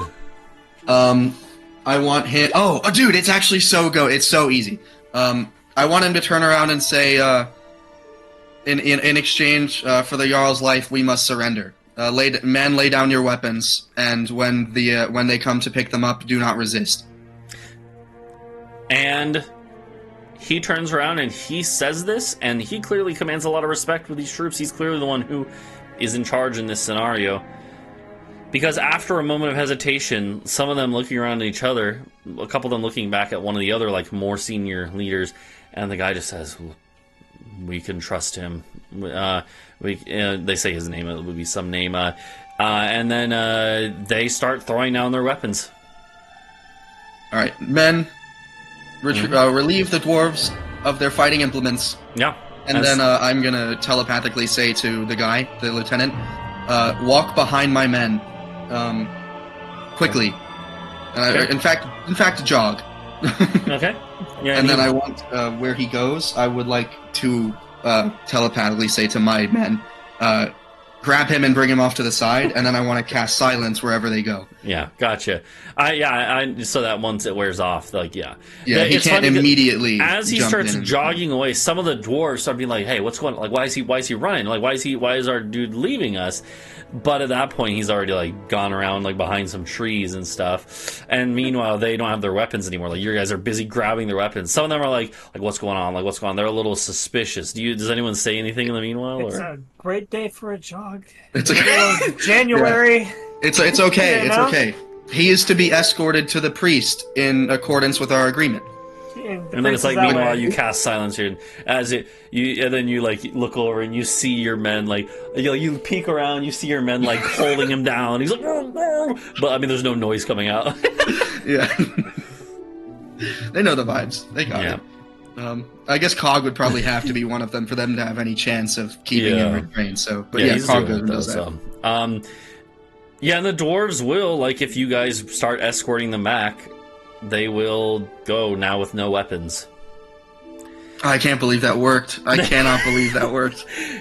And probably around this time is when Hingwis and Talvo would bring you the Jarl, and probably like on the flying carpet above, so that he's not like the troops don't see him or anything. I'm sure you don't want them to see him. And he's Gios now, or Gesht. So then you guys would be able to, I'm assuming at this point you're basically just gonna escort the now unarmed host to meet the prisoner hostages. Wait, group. What? No, sorry. There are prisoners now. Oh, okay. They I thought you were surrendered. still gonna bring them back, and you were just okay. No, they surrendered. What do you mean? Okay, so then some of them maybe. We'll bring some important ones, I guess. Okay, Well, I was gonna say. What's the logistics on holding 300 prisoners? Yeah, you have 350 prisoners now because you already had some. So that is a question. Like, they're basically, you could line them up here, but they're all gonna like look at you like, what's the plan now? Like, they're expecting to be brought to the. No. I mean they. That's it. I mean, I guess the castle's here. So we should definitely bring down. We have got the people up there in the giant cages as holding cells. Let's put them all in secure space. There's no Riley to let them out, and then I want There's quickly not enough to bring. space there for even like a quarter of them. Then we'll keep a quarter of them. The castle does not have enough space for this many prisoners. Like, you might be able to fit 100 on the castle, but the castle right now is at capacity almost. Right now, Adau is the dog who caught the car. Hey, it's okay. Yeah, it's okay. As this is happening, by the way, the prisoners, like, because you told them that you were going to bring them back to the. I didn't say that. I said that to the guy quietly while we were. Oh, because he would have negotiating. said that to them. Or I guess if you told him not to, he wouldn't. But yeah, that's fair. Okay, but they start murmuring. Like you definitely hear the prisoners being like, "What's going on? Like why aren't we being brought back?" Okay, well, I want to line them up. I'm gonna act as if this is business as normal. You know, they surrendered to us. Are you going to attack us now? No. You have fun. You can, but you'll get cut down. It's that simple. I want to order them by seniority in terms of rank and experience, and take the highly ranked, experienced ones onto the castle, the veterans. Okay. And then I want to, I guess, march. March Me the and other Hingwis ones. are flying down, and we see this whole convoluted. You process see an going. orderly drive and away. a stable arrangement, completely So- normal. You want to get 300 people who don't like you to stand in a line from oldest to youngest, essentially. No, I want to say all of the officers stand here now. That's it. And it's simple. It's simple. That's a lot Now simpler than arrange what you're yourself by describing. height. The other, like the next most senior general after the one grizzled veteran dude, steps forward, but then he shouts out. He says, "Where are we being taken?" Well, Is- you surrendered. I mean, in accordance with what Lieutenant Name said, and he's just as our lure. What's his name? Yeah, I went and talked to him. So you know. I hit you with the surrender spell. You're not allowed to do anything. Yeah, you're not allowed to do. Yeah. Bring No me to takebacks. Arlor then. Okay, yeah, sure. You, the senior officers, yeah, we'll go to Arlor. We can Yeah. work it out for the peace arrangements. Okay, like 10 of them will come with you. Yeah, and the rest of you, I want the officers to stand in a line. I guess not a line. You know, I want them separated from Okay. the soldiers, Okay. and they will be taken up to the castle for temporary This general safekeeping. pipes up again. He's like, they're not going anywhere until we talk to Arlor. Do you want to push this issue right now? You specifically, do you want to push this with me? We laid down our arms in trust of what our commander told us, but I think something foul is going on here. What, do you think that we're We just going haven't to give the shouted. weapons Yeah, what are you back gonna? to you? Yeah, okay. Attack me then. Attack me with your fists. I You want? just If you all want to die, then Are- that's fine with just me. take Are me. we there yet? Just Are take. me and Hingwis Yeah, you there and yet? Hingwis are there now. Listen, I'm gonna watch this You like- just arrived. You're flying above. You're keeping the Jarl back on the middle of the I carpet. signal to them like, whatever. What's the universal signal for Oh, power okay. Well, trip? actually, that's No. perfect. I'm gonna Power trip.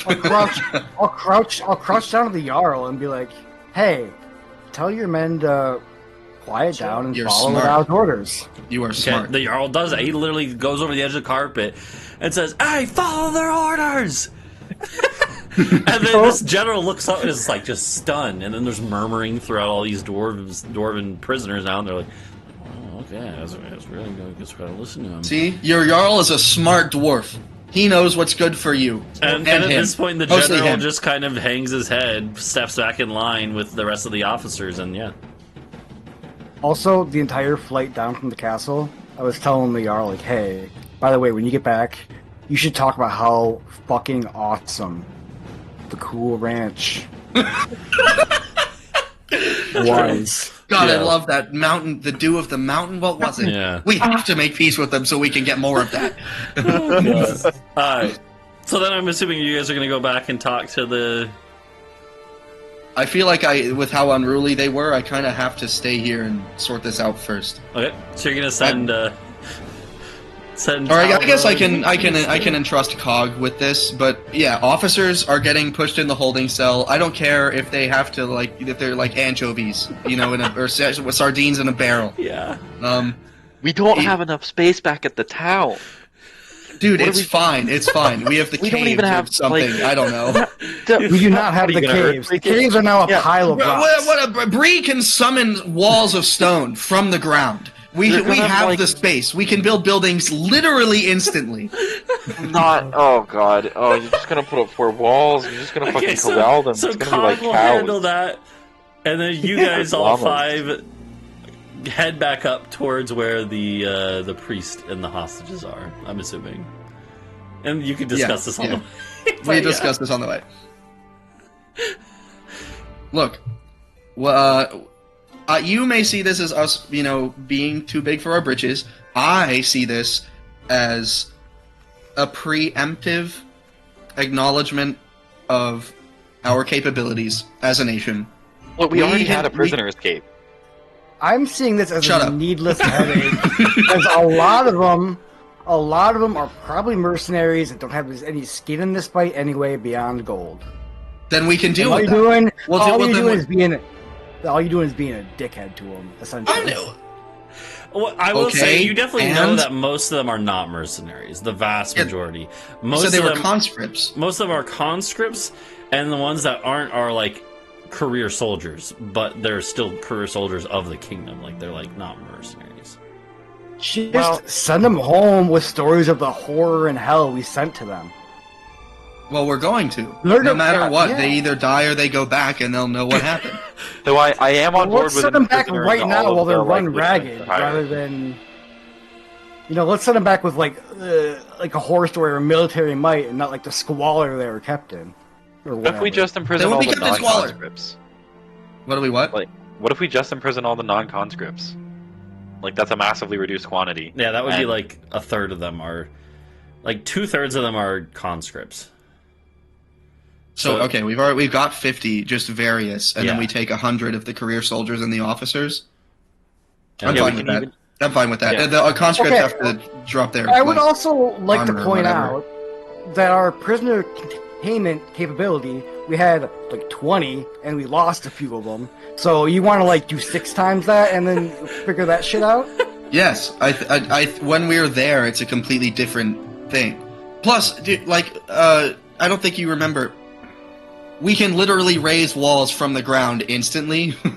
I don't trust those walls. At this point, you guys have finished flying up the way to reach the hostage situation there, and It'll drop. so you kind of pause this conversation. The priest calls out when you guys land the flying carpet. He's like, "Where's the host? I see the Jarl." They remain. They surrendered. The fighting ceased because they surrendered. They were to be released to the city. I seem to remember you said that the fighting was The to stop, Jarl, and we were supposed to stop killing them. The Jarl commanded them to surrender. That's also true. And the Jarl kind of like stumbles forward. Like, he's still like half awake, He's- yeah, half conscious. half he's dead, like, yeah, I did. And the priest is like, he's kind of like just stunned He's for a gonna second. leave! Yeah, because what he's is the not gonna girl's get name? I don't even fired. remember. What the fuck is his name? It is. And God damn it, if my mic would fucking He's work. like, the Now, Jarl's if you gonna could, like, punish me heal for him up a little bit misbehaving. so that he doesn't seem so goobered. Yeah, Gopt is yeah, his name. what's his name? Gopt. Gopt. Got the Oh, big okay. I can ungoober him a little bit. Yeah. For three charges on my shield, which has no charges remaining for today. Okay. I can give him a quick little. This is gonna be like a low roll. It's a low roll. That's fine. That's more than enough. And so he kind of like goes, oh, like it snaps out of it. And he shouts out now more coherently. He's like, I did order them to surrender. And then the Jarl literally turns back to Hingwis. He's like, why did I do that? He doesn't say that part loud enough for the priest to hear, luckily, but... Yeah, we're fucked. Because you value your men's lives. Because I value my men's lives! Well, yeah, I guess you were right. I honestly thought you were bluffing, our lord, but it seems you were correct. The Jarl does value his men's lives. The priest Very is like, enthusiastically. the priest is a little confused. The priest he's a little suspicious of this, and he's like, I would like to see if there's any magic afoot here. And the Jarl immediately goes like, no magic, no. This battle has left me scarred. There's to be no magic cast this day. And When we brought him back to the castle, he He may have been slightly was charred from 3 ranting- firestorms. He was ranting and raving about spells and how our spells hurt him, and the magics that protected Ela and the mage couldn't save him. And he wants no part of magic anymore. And all this crazy shit. The priest kind of believes it because of like how genuine his outburst was. Because like he's being forced to do it, but he is genuine. Like he's putting his all into it, even if he doesn't realize why. And so the priest is like, send him over then, I suppose. My lord. Yeah. Yeah, I guess I will be a deception. Guidance. Can I? Okay, well, let's do deception first of all. I mean, it's gonna crack. You because want I'm $1 million? awesome at everything. Okay, yeah. Yeah, all right. That's not bad. It's You get a good enough. D4 for that. But I wanna. Oh, okay. But I wanna panache that. Okay. I want to like be nice to this guy. I want to be like kind of consider this guy seemed like actually fucking insane when we brought him on board. Like, Okay. Roll your what is it? Persuasion against his something. wisdom. Yeah. Okay. Against his athletics. God, I wish Okay, my well, Oh no! Oh no! Oh my You actually god! get it, It was yeah. so low. Yeah. So that's funny. Yeah, you can panache him. So he's more willing to, like, basically semi-charmed by you. He'll actually, the kind of as an unintended side effect of this, he's like, you must be. He regards me as a friendly acquaintance. Yeah. He's like, and you. He's like. Come here often? Yeah. You want to come back to my place? He's like, after you this? weren't here before, but you seem very reasonable. Please send the Jarl over, and then we can proceed with our agreement. Or Yep. I how definitely about? was not here before. But then he kind of like realizes he's like, how about I send, because I know how these things go. We send 50 over now. You send the Jarl. We send the other 50. Let's do it simultaneously. No, Why don't honestly, I think you? Let's just red Why ribbon them all don't on the your field. men? Why don't your men lower their weapons and just walk back towards the city, and then you can come and get the Jarl. what is this? The Fox in the River puzzle? Let's just do his thing. He thinks about it, and he nods, and he'll literally issue the order. He's like, "Men, head back to the city." And he walks forward with like the prisoners just sitting there, like not sure what to do, like they don't want to move before they're told to do Oh something. shit! I forgot we have to carry these people too.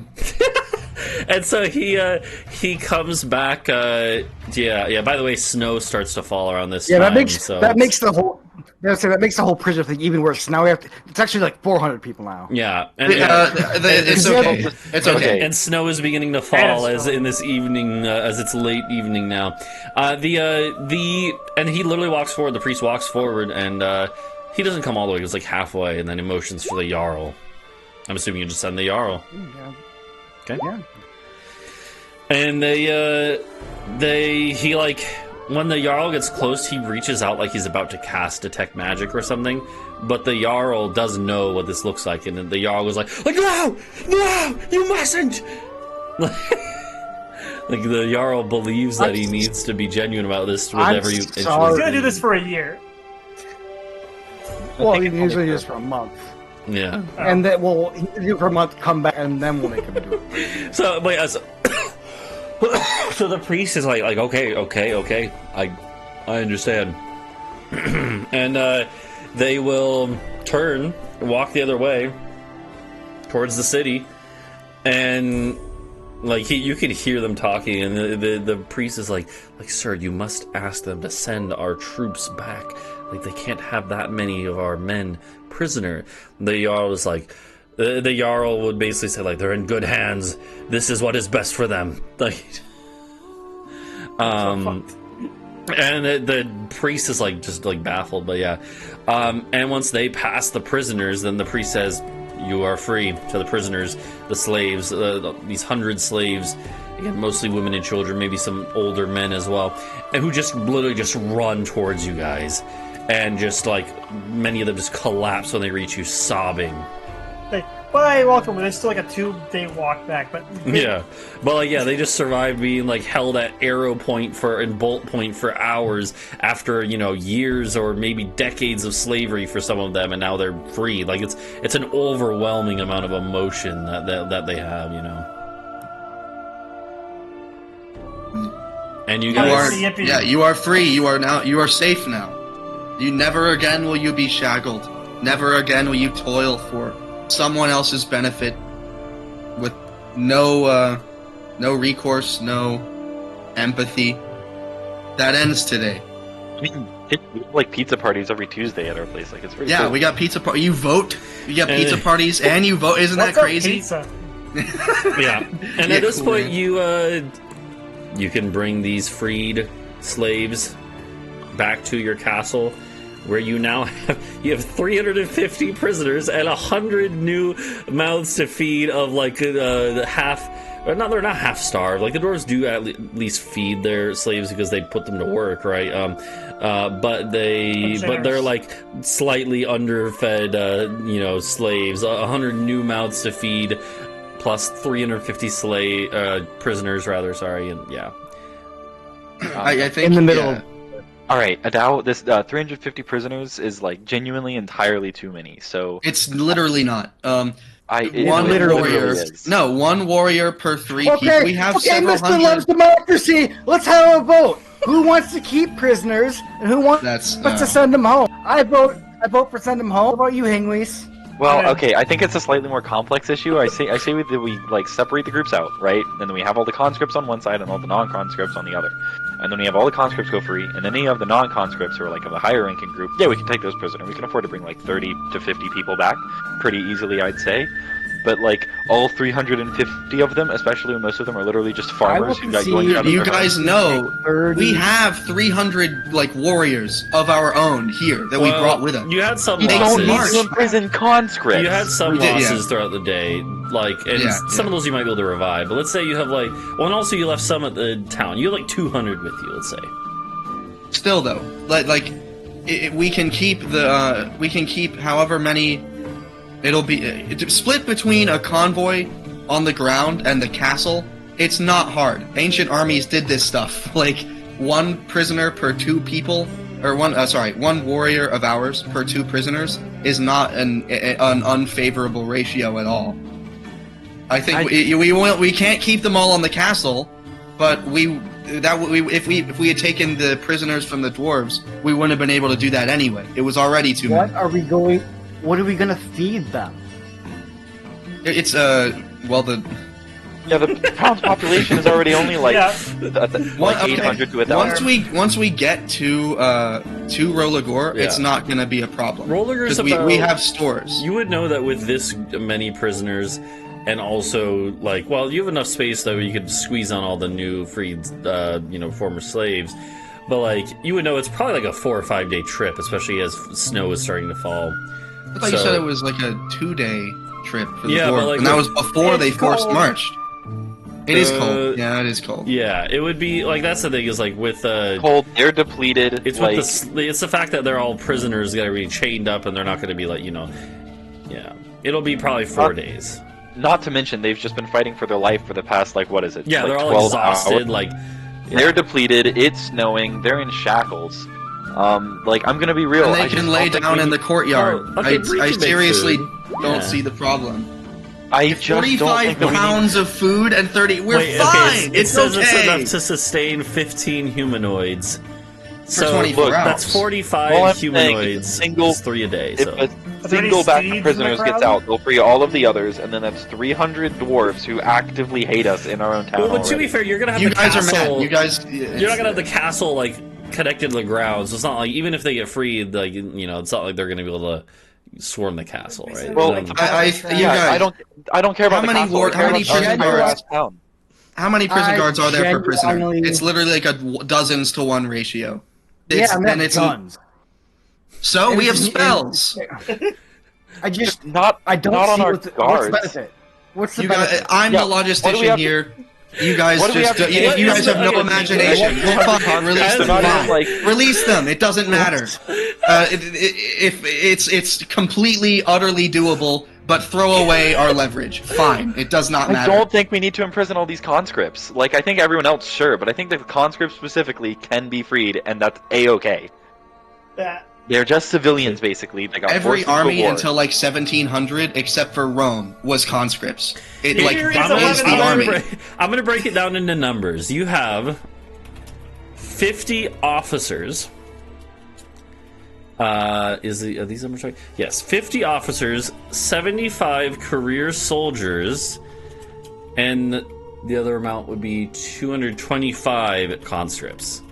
Those Yeah, are they the can numbers go. you're dealing with. So, because They can that's definitely go. 350 total, right? Yes, that's the numbers you have. So, 50 officers, 75 career soldiers, like middle between those two, and then conscripts is the lower rank below them. Okay. I'm just I saying, really like Talvo's we vote. are here. We're here right now because we took a prisoner, and her girlfriend decided to launch a holy crusade on us. And she's put dead. a death hole in She's her death- dead. But I'd rather not fight another bang-out war right now.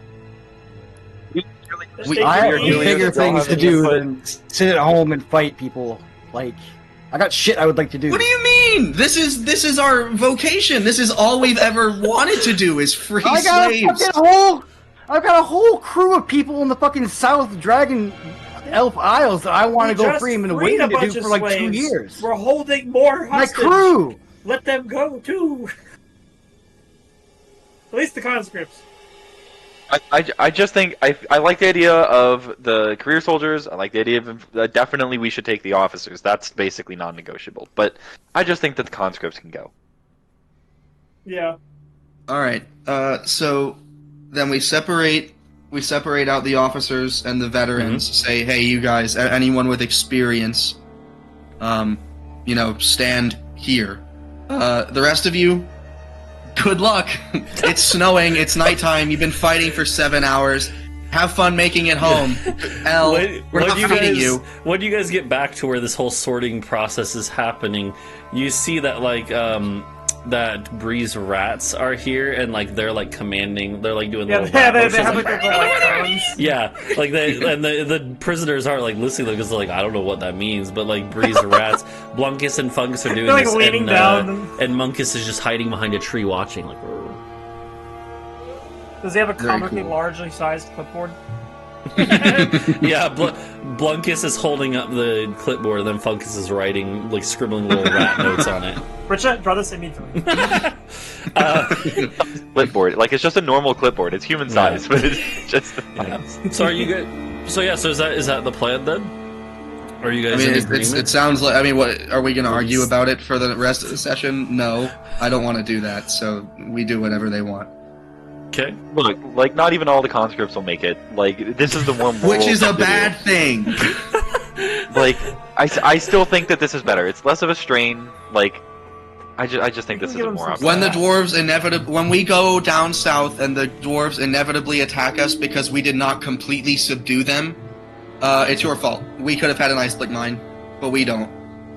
So we were gonna put them to work and essentially kind of. No, we weren't going to put them to work. We Okay. were going to use them as a bargaining chip for the peace deal, but now we have 2/3 of that bargaining chip gone. We already beat them with a fifth of their numbers. We Who cares about have the conscript? the Jarl gashed. He's gonna agree to the peace deal. Yeah, until the priest, detects magic in his sleep and then finds out, oh my god, we got tricked. Men, 2 arms. And I would just get him again. Yeah, we what will if- simply win again at more cost in life, which did not. So have to now happen. you don't. So now you don't want to do the fighting because just earlier you were saying, "Oh, remember that holy war because we took prisoners." Well, look, she's dead now. You can't have it both ways, man. Well, I don't. It wasn't the prisoner thing that they were going to attack us anyway. It was not because we took her girlfriend. That just made her mad. It was going to happen regardless. Not if we fucking send the Jarl back, barter a peace deal, and then tell him to, I don't know, start a war of succession with the king and try to just make the 2 dwarven enclaves fight each other and get out of our hair for a little while. That's true. There's a lot of shit we can do. So Yeah. it sounds like Hingwis and Talvo and Helios were in favor of releasing the conscripts. What about Bree? Is Bree also in favor of that? Or does Bree want to keep all of them? Oh, I think you're muted. Yeah, well, Bree trusts Adau, so Bree's is considering it, keeping them. Bree's a real one. Unfortunately, we're outnumbered unless we count the votes of the rats. Yeah, the rats. Well, the rats are on my side. Yeah, right. It's true. I'm just saying, rats it's like have we more of a still say have right. the vast majority of the really important people prisoner. Conscripts, I mean, they're just, we don't like them, but they got, they're conscripts. Yeah, you're right. If you fall with us, we don't just go. Have fun in the snow. You walk here, you can walk back. Yeah, actually, that's a good You point. guys You are can give them the important, and opportunity we're- to follow us and be a willing captive, or they can just go home. Yeah, but you can stay here, or you can go. Like, we have Okay, a bargaining chip. I like that. We have the bargaining That's chip fine. of the people who are really important, like I was 100 saying, plus like, people still. We don't you need can- That's larger an numbers. interesting idea. Pretend. Yeah, so You can pretend to be like sad that they go and like die of exposure, but if that guy hadn't shown up and offered that plea deal, you'd still be running them down, firing arrows at him right now. and yeah, because they would still be fighting us. But the only alternative to me making them surrender in the way that I did is them still dying right now. You know. So yeah, I mean, if they want to willingly follow us, I'll be like, yeah, I actually realized we can't carry you all. Sorry. If you want to follow us, then this bear here will make you some food, maybe, if she feels like it. But you'll be treated well, and you will be returned to your families as soon as possible. Or you can go back in the snow right now, in the pitch black. We're not giving you torches. Alright. Up to you. When you say this, they Oh, all yeah. look at each I other. got plenty of oil. When you say Yeah, this, they okay, all look at each other. I'm sure they'll like that. Some of them are singed still. They all, like 90% of them, just start trudging away through the now forming little bits of snow.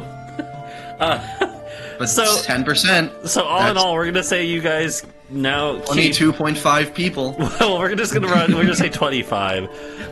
So you have as prisoners all of the kind of like long-term soldiers that aren't just conscripts. The 75 of them. You have the 50 officers, and you have 25 loyal conscripts who basically, for most of them, the vibe you get, the impression you get is that like they're worried they'll be punished for desertion if they return without following their generals or whatever, right? Yeah. But most of the 200 of them are willing to take the risk. They're like, fuck this. Fair enough. All right. I will say, like, they start trudging away, but they're a broken force that the city isn't too far, but yeah, some of them might not make it.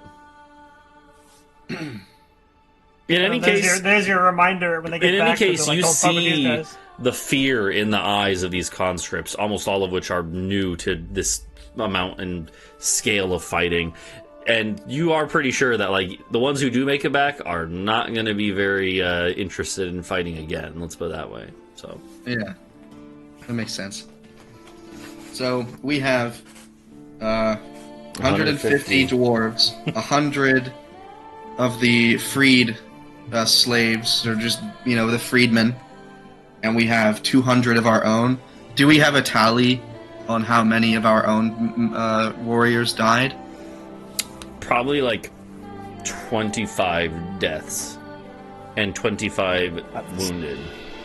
That wounded's fine. That I don't sounds need like- diamonds to unwound Yeah. somebody. That's I have- It is. I can revive 10 of them with the amount of diamonds I have. Okay. Don't In get a fact, diamond. well, no, because it's a minute. Revivifies a minute, isn't it? It within the Does last the minute. size of the diamond matter? If you like break it in half, you get 2. Well, It's the gold worth of it. So if you it's- break yeah, it it's in the gold two, worth. it's still So half. did I ask you like what break happens it in if half we? and then polish it so its worth goes up? That's That's not yeah. really- That's what I was saying. Yeah, but I think it is meant to be size. It's an abstraction you of like know? amount of material. Yeah. Yeah, yeah.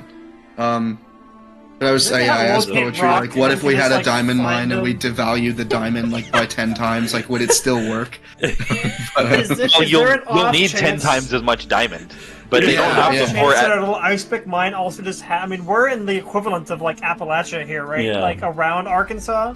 You know, Yeah, well, no, There this are is like- diamonds in these hills. This is like Right, yeah, like, is Virginia there a or way to, Kentucky or something, you know- Wait, there's coal here?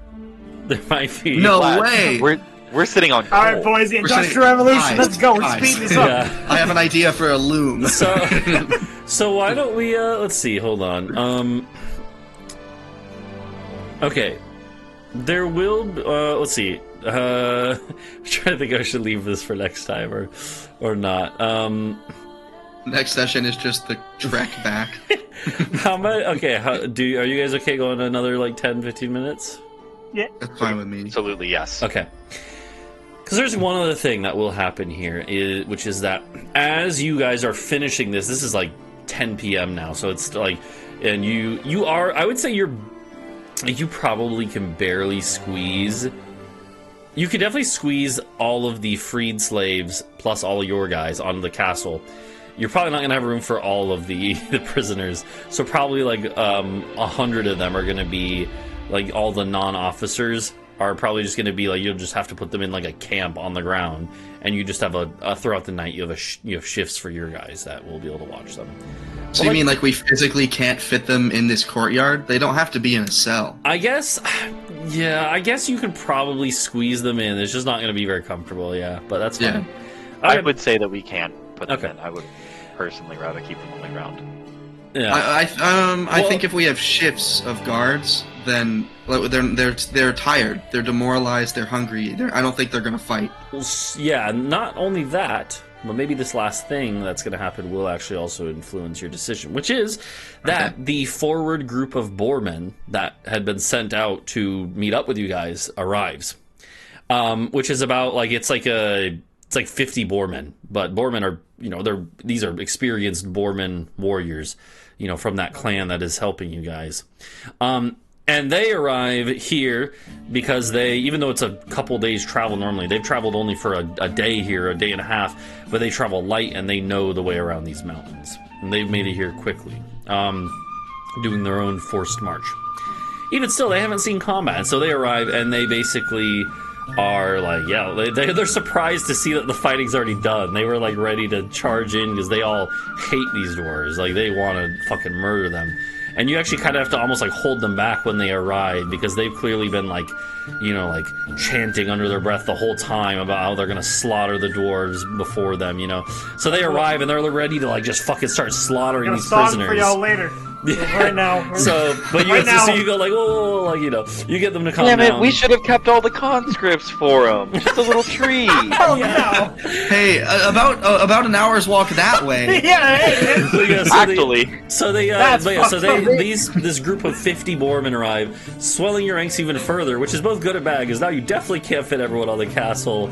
But the Boarmen can, if you need to leave prisoners on the ground, can help with the guard. So. Do they have Boarmen are anything to tired. say about the fucking crater that Hingwis left on the ground? Well, multiple craters because he used the other two uses too at different points of the But that one in particular, they were huddled in a shield wall, so it was like extra. Well, yeah, it's also effective. like this is like miles worth of like trail that the fighting was happening because it was being pushed back the whole way. So they saw this coming up the trail and the road, and they probably mentioned it. They're like, yeah, we saw like a crater back there, and then just corpses littered everywhere. Like, yeah.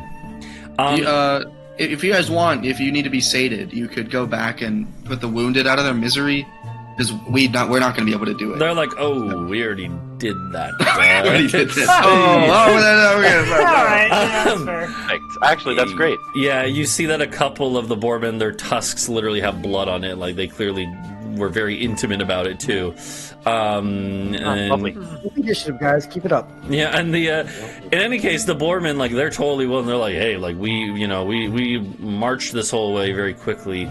We were double paced, but they're like, we haven't had fighting. We can watch these prisoners, and you do get the impression that these dwarves, they fear the Boarmen. They know these Boarmen hate them, so they're not going to step out of line because they know the Boarmen won't hesitate to gore them to death, right? So. Okay. In that case, I think we can leave more of them on the ground. Okay. Yeah. For sure. And then and then you set up a little camp for the night for the people in the courtyard, for the prisoners down below. A very rudimentary camp for them. But the Boarmen also, like the leader of this forward group, would say, he's like, he's like, also we did have this guy. We picked him up at the crossroads. And you look over, and it's a Boarman that you guys recognize, and he's not dressed like the Boarman here. The Boarman here have, the Boarman of your guys' clan that you're allied with are all very lightly armored, most of them fairly, like, not really much armor at all. Like, they prefer to travel very lightly. This guy has armor on, and so you kind of notice him now, and you're like, wait a minute, you also recognize him. He has a emblem of tusks emblazoned. Oh, is he from Locke's group? He is, and you recognize him. Actually, I guess not Hingwis, but the other four of you would recognize him as being. Actually, you know what? Bree wouldn't either. I guess it would just be Helios and Talvo and Adau. Oh, yeah, wow. He is the right hand man of Locke, her sergeant, whose name And y'all is missed some weird shit. Varul. Yeah, you missed some stuff. Varul. Yeah, which I don't think we really. You probably didn't even learn his name before, but maybe you did. But like he, I recognize it. Yeah, you've only met him once, or you've worked with him that one time, but you recognize him. You do recognize him, and he's kind of like a no BS sergeant. Was the vibe you got from him the first time, and so he like marches forward after you've kind of organized everything. And he looks like human type hands, right? Yeah, they do. Like they have like claws, but still hands. So yeah, I want to give him not dap him up, but like the forearm handshake where you like clasp him. Yeah, the meme where Arnold what is the Boarman handshake? You don't touch tusks, probably not. Yeah, it's like the French that weird handshake where you like move hands and then you like kind of tickle like the inside of their palm. Yeah, but yeah, so he either way he clasps arms and gives you guys each a handshake, and he looks around and nods approvingly. He's like, this battlefield, well, I saw it on the way in as well. You certainly have come a long way from our very rudimentary assault on Hilda's camp. That camp? Yes, he yeah, nods. He's like, yes, it's a formidable fortress now. Indeed it is. So, what brings you here? It's been a long time. I was sent by Locke to meet with you all, and when I was at the crossroads heading towards Rolagur, your force here found me and told me I could come along this way. I'm glad I did. Witnessing this has definitely made me reassured in my purpose. Okay. Let us,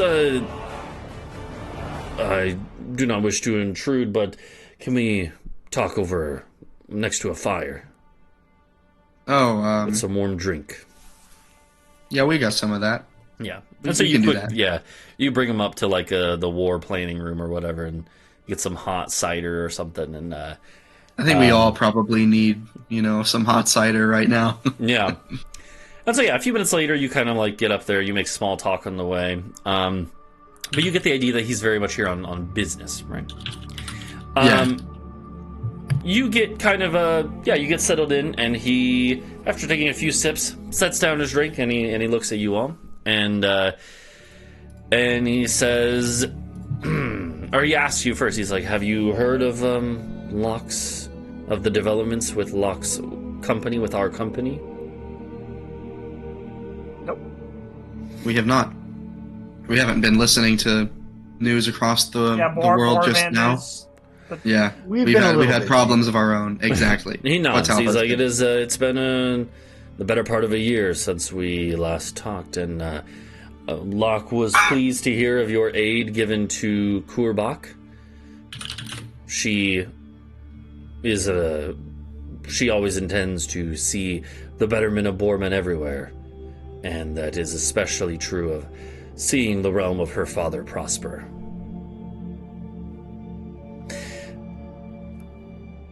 Our ranks have swelled with recruits, in fact. The northern mountains have many clans of Boarman who have yet to align themselves with Kurbach, but Locke has convinced many of them. Is that like northern continent or like north of Kurbach? He basically just means like, actually, I can put us back on the map, yeah, because this will be good here. To go back to the map, he basically what he's referring to is everything north of like this like part of the river here, I guess. So like basically the mountain ranges here, the southern parts, lots of the Boarman in the past, like, you know, the areas around the borders of Kurbak's empire. A lot of the Boarmen that were like wild there, still like roaming, nomadic, have joined up with Kurbak at this point. 30 to 50 feral Boarman. But then the ones up in the northern parts, including like the clan that you guys found that was near Kalpadal, right? They mostly have stayed away from Kurbak and haven't aligned themselves. But so I literally forgot this guy's name already. Vurul, he tells you, he basically tells you, yeah, many of them have been convinced to ally themselves with Locke. And when he gives kind of a big smile at that, and you get the impression that maybe some of them weren't so much convinced. But I mean, do you guys remember what happened when you guys brought Locke a? Was it a traitor? I know she killed him immediately. You brought him. It was like a local, or it was like a local contender, like Boarman leader, and you brought him, and she just immediately charged and killed him. To the immediate death of the new guy. Yeah, because for Logan and Britsha, you guys weren't around for that session. This was a very long time ago, but Locke is like Kurbak, much larger than a normal Boarman. She is like, most Boarmen stand maybe 7 feet tall. She stands like 10 feet tall, or maybe like 9, but like still, she is so Kurbak stands at like 20, so he's a whole nother thing. But she has inherited, he's the God Emperor. Yeah, she has inherited some level of and heightened, form. And so the group at one point brought, I think it was either a local contender for power or a dissenter among the ranks. But you guys, I think it was like from a local clan. You brought him forward. Oh, no, it was, I remember what it was. It was the Boarmen sent from Kurbak City, but that were sent by the like brother who wanted to like betray her. And what's his name? Mulu? Yeah. Did he sent? Yeah, he sent along like 50 fairly elite warriors to try and like overthrow Locke with your guys' help, and then you just betrayed you basically like, fuck that. You told Locke what was going on, and she just murdered the guy and absorbed those soldiers into her group. So anyway, so so Locke basically, you get the implication that this guy gives is that she's done that similar thing with other groups of Boarmen in the area. She's killed the leaders and then basically said, "Join me or else," Either way, he would tell you, he's like, her ranks have swelled, and the power of the wellspring is greater than I even expected.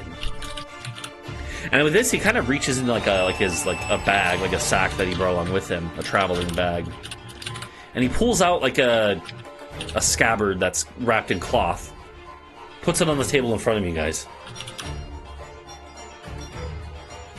I had to Google what a scabbard was. Okay. Unwrap it. It's just the thing your sword goes in. Yeah. You unwrap it. Scabbard is a hard sheath. The scabbard itself seems normal enough. I'm assuming you pull a weapon out. Mm-hmm. Pull a weapon out. The sword that you pull out it looks normal enough, but something is weird about it. It has the light that reflects from it has a weird quality to it. Can I identify it? Sure. Yeah. Do we recognize this at all? You don't know, and so Helios can definitely identify it and immediately knows. I can also detect magic on the thing. Yeah, I want to with the shield I'll detect magic. Okay. It's a mind-controlling sword of Dausling. It's definitely like it's definitely a magical weapon. Helios, you're able to identify that it's a sword that... Whoa! Holy shit! It's a sword that melts the skin from those it attacks. Oh, I thought you were going to say it dislikes for some reason. From those it hits, it has a corrosive, infectious nature to it. Yeah. Huh. That's super Not very wonderful. like clean, wellspringy. We have hundreds more of these. Our entire Awesome. company wields these to Glad to be your terrible friend. effect. Oh, okay. Yeah, that tracks. The wellspring, it rejected us at first, but our shamans, they found a way to force it to submit to our will, and this was the result. We call it... Oh god, I had a name for it. Shit, where was it? Flesh well, removinator. We call them corroding blades. They corrode the skin of our Very enemies. creative. Boarmen are so good at that. Corrosive blades that melt away those in front of us. With the full name. Every time we pull it out. Men, withdraw your corroding blades. And so, And we attack. and so he seems very like confident in like the the benefits of this. And he tells you, he's like, Depending on which end of the blade you're on. Locke gathers her forces, and come the first signs of spring, she marches on Shiloah, on the towns around Unudu, those who have not yet bent the knee, to Ogodi. She intends to Towns around make the town her own formerly known as state. Unudu. Could you ping those on the map for me? So, not me, because I know where they are. Here's but Ugodi, for don't someone go So there. who's- Here's Warlord. Shiloah, don't go there. Yeah, Unudu, Warlord, could you- forget about it. Could you maybe draw on this map I have here the rough borders of Locke's kingdom and influence currently? Maybe? Well, he tells you, he's like, right Preferably in now, purple crayon? he's like, we have Oh. not yet made our conquests, but Locke will we will be beginning them soon. What are your plans? However, this is one of the reasons I come here is to tell you that we have heard of your alliance or relation with Iltu Silva, and it will be spared.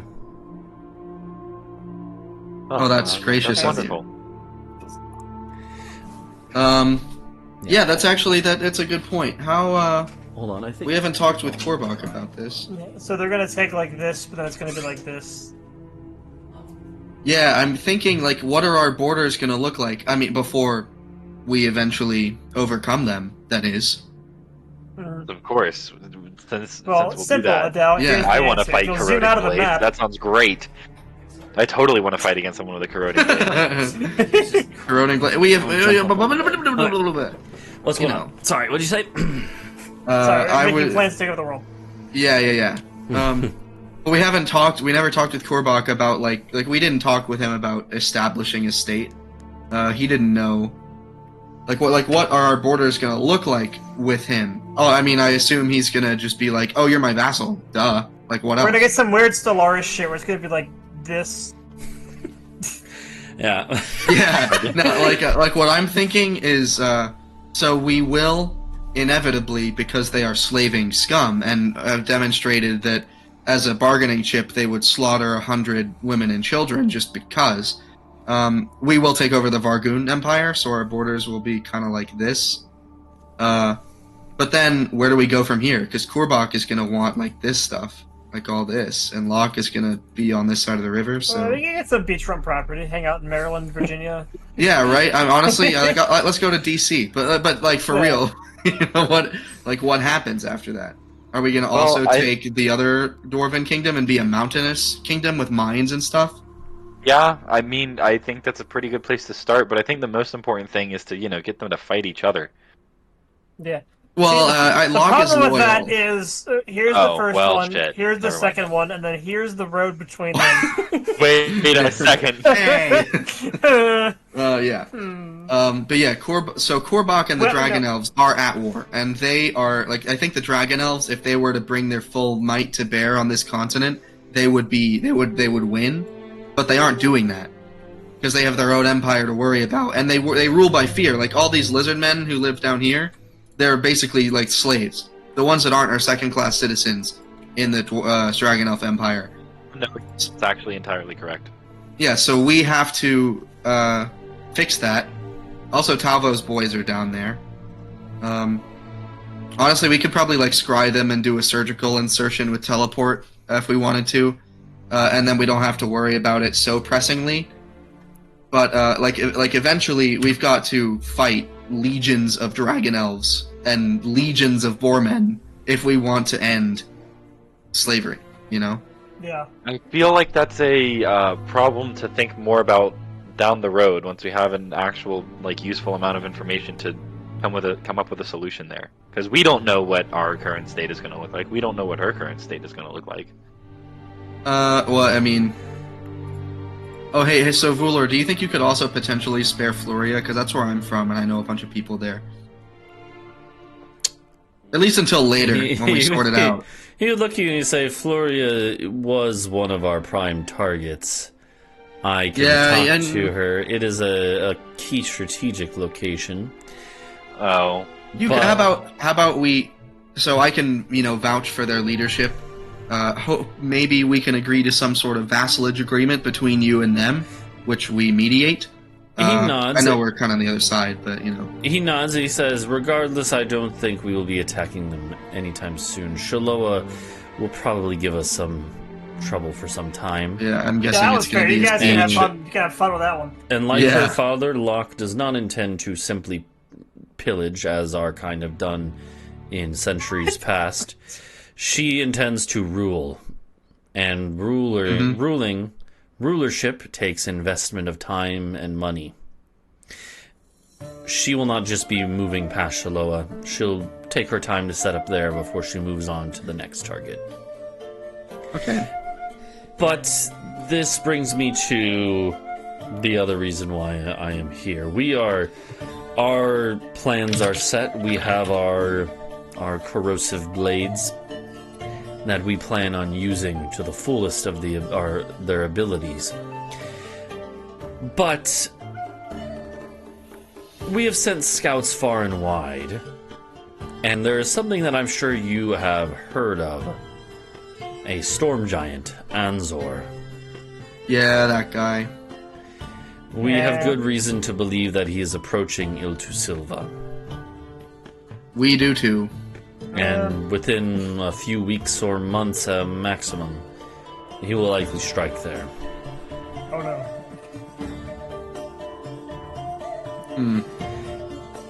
Well, We have heard, reports from our scouts have said that he strikes at the front lines with his force. He's assembled a small army. And then he would say the name of this city up here. I don't have a name for it, but he would say, like, this city's name, yada yada. He would say, this city here, this northern city along the lake there, was completely destroyed, thoroughly destroyed, and Anzor was leading the carnage, the chaos. His blade, his giant sword, slicing through castle walls like they're butter. Apparently it's called the Sword of Sturmur. we've also heard of that.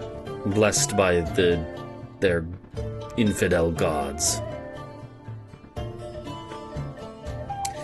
I wouldn't say blessed, I mean, It is rumored... maybe augmented, but blessed? Come on. Come on.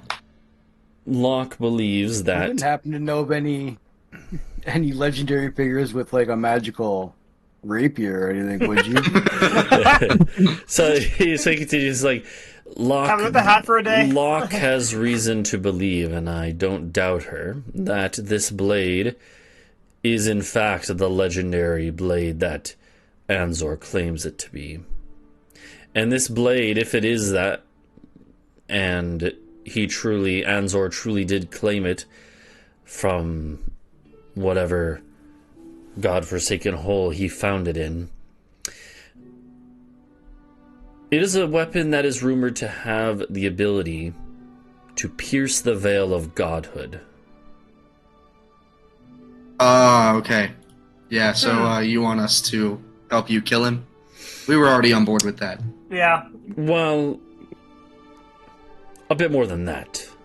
Specifically, Locke wishes to have that blade for herself. Telepathically, you all hear. In, Huh. In return for this blade, if you bring this to her, she offers you the entirety of her mercenary forces. Oh fuck! And you guys know that, like he said, the ranks swelled. She already had like 500, 600, 700 Boarmen in her company. And so he says she would lend you the entirety, besides maybe a token force to guard the wellspring, but practically her entire mercenary company for a year's time. Yeah, because without what? Or Because the equivalent amount in gold. And you would know that would be in the hundreds of thousands, if not more than 1 million or 2 million gold, right? Like, just where the fuck would she get that from?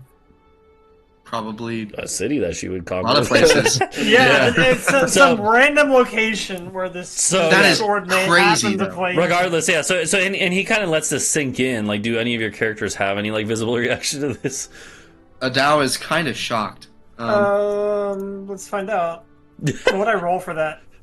I don't know. You know, Roll deception to hide your like shock or reaction. You know, yeah, it's decent enough. For, Yeah. like, ooh. And he kind of like nods because he could. I get the sense that- lore of the Boarman, so I'm like, Yeah, yeah, and he nods. He's like with a year of the company of the Tusks at your side, you could defeat any enemy you want, really, Yeah. if you put them in the right place. any enemy? I'm sure, I'll say yeah. that. One Boarman is surely Like on equal a- to 5 or 6 dwarves, maybe more. Probably more. They got a fleet of ships to the south. Yeah, we have a fleet of ships that they could get on and go help us down. Dude, it's such a. But she wants it to kill Kurbak. I know she does. 100%. She's loyal. Wow, that's crazy. Like, we're on board with that too. Why don't we join forces with Lock and just get this out of the way? Yeah, and then we just have Kurbak too, a godhood boogaloo Right? And with then the I get sword. the sword and then kill Lock, and then bam! No, I think Win. I think that Alok dies in the fight against Anzor. We get the sword and bada bing. And by we, I He's mean not probably gonna be Talvo. there. We're supposed she to will. bring her the sword. Yeah, Oh, supposed to wait, bring her the Rulor, you sword. mean we're gonna bring her the sword? Like we fight we're gonna Anzor go get it ourselves? We say all this He out loud, and then we go, nods. wait! Yeah, no, he nods. He's like, well, you're probably talking about this telepathically, and then Talvo's like, you mean for us to do this, you know? And he would confirm. He nods. He's like, Lockwood does not plan on lending aid. I couldn't think of the words. She does not plan on lending aid to Iltu Silva. They are your allies, not ours. It just, all we're saying is that if you happen onto possession of this blade, that is what we're willing to pay for it. If that is not enough, we can even negotiate more. Locke is set on having this. Yeah, no, that makes sense. Yeah, with such an artifact. Yeah. I'm trying to like figure commands out how that much I want to price. hide that I like in character would know what she's doing. 'Cause, I like, kind of don't want. I want to ask him directly. You Mhm. know, like I think. Yeah. Like, and do you think we should?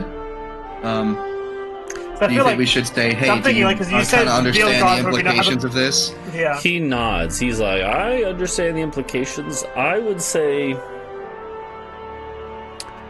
don't necessarily assume that Locke seeks to betray her father.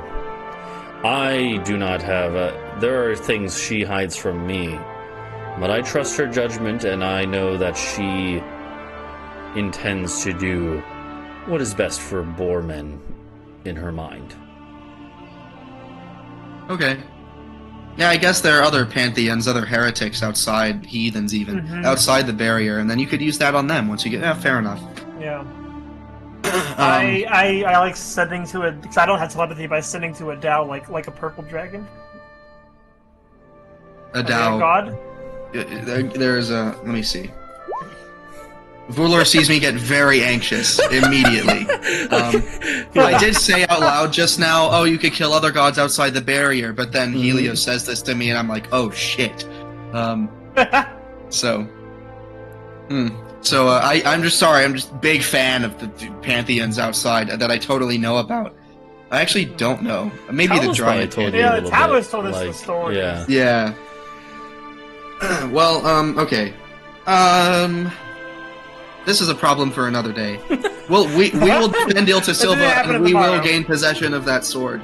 Yeah. I can guarantee. Well, or die That's trying. like all I the can other- tell you that. Vuller, he kind of nods and he's like, from what I've heard of your exploits since we last saw each other, I don't doubt it, and that is why Locke sent me, her right-hand man, to personally tell you of this, and I hope that at the very least you could see that she means business with this by sending me. Oh yeah. This is she also wanted me to make it clear that if you choose to keep the blade for yourselves, she will not judge. She understands the power of such a thing. That contradicts herself. That is why she wishes to have it. But she does not wish to be enemies with you in either case. To be fair, we both clearly want Kerbok dead, so. Were you gonna say something, Does she? TSM? Does she want Kerbok dead? Because it could be she's gonna be like, "Hey, Dad, look, I killed the purple dragon. Isn't that great? Can I? Or don't you love me? Or something? I don't know. I don't know how their family is, except for that he clearly doesn't have a crazy amount of love for his kids. Yeah. Yeah. Which is why she's doing this. Yeah, I don't know. Maybe. Yeah. It's the whole, like, Logan they're like the Skywalker arc, and we're just on, like, the fucking sidelines here. Logan and, Yeah. and Britsha weren't there for that, but I think we both heard his story before. He lopped his son's head off when he found For out there was betraying plans to betray Locke, his daughter. So Yeah. Like, no hesitation. It was crazy. So we've The been whole friends- throne we've room, been- too. It was in the Alright, throne I room, mean, in like that the case, tapestry he's really was has covered in favorites. blood. We've been good friends with Kerbok. well, yeah. Yeah, right? We were like level 7 back then, so... Yeah, we told Kerbok, and he turned around and just And just went, took his son's head off. Yeah. like, we could have lied, and he just did that. God damn, dog. Like, Yeah. That was a He fun just moment. did that. Yeah, and Yeah. I remember because you guys were like, "Oh fuck!" Like you're just like, "Okay, well, I guess we're not gonna try to get on his bad side right now." Yeah, I'm curious gonna have now. to- I'm curious if at your It's up current there level, with- what the reaction would be. But yeah, It's up another there day. when Kerbok crashed through a fucking floor to smash a big dragon. You know? Oh, hey, Ben. but hey, I forgot Kasaria exists. Yeah. Kasaria, do you know anything about that sword? Well, I think she told you last time you asked her about. It was part of the loot that was in the white dragon that you guys killed. It was in his Yeah, in Prusu's his lair. sword.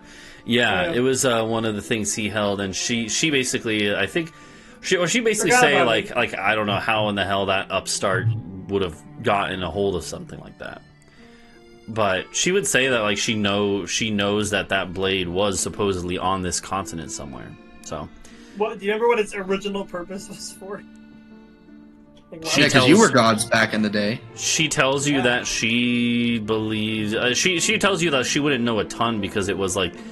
It was a giant's artifact, but that it probably was. She knows it was wielded against dragons during the old ancient wars between giants and dragons, and she tells you that like it probably was crafted, but for battles between gods, and somehow it found its way into mortal giant hands. So Furthermore, So she tells you that she would say that basically she believes it's probably real, and that it probably does have the rumored abilities it has. okay, I think I cracked it. Yeah. Man. Okay. Is the Pats are still in Rolagur, right?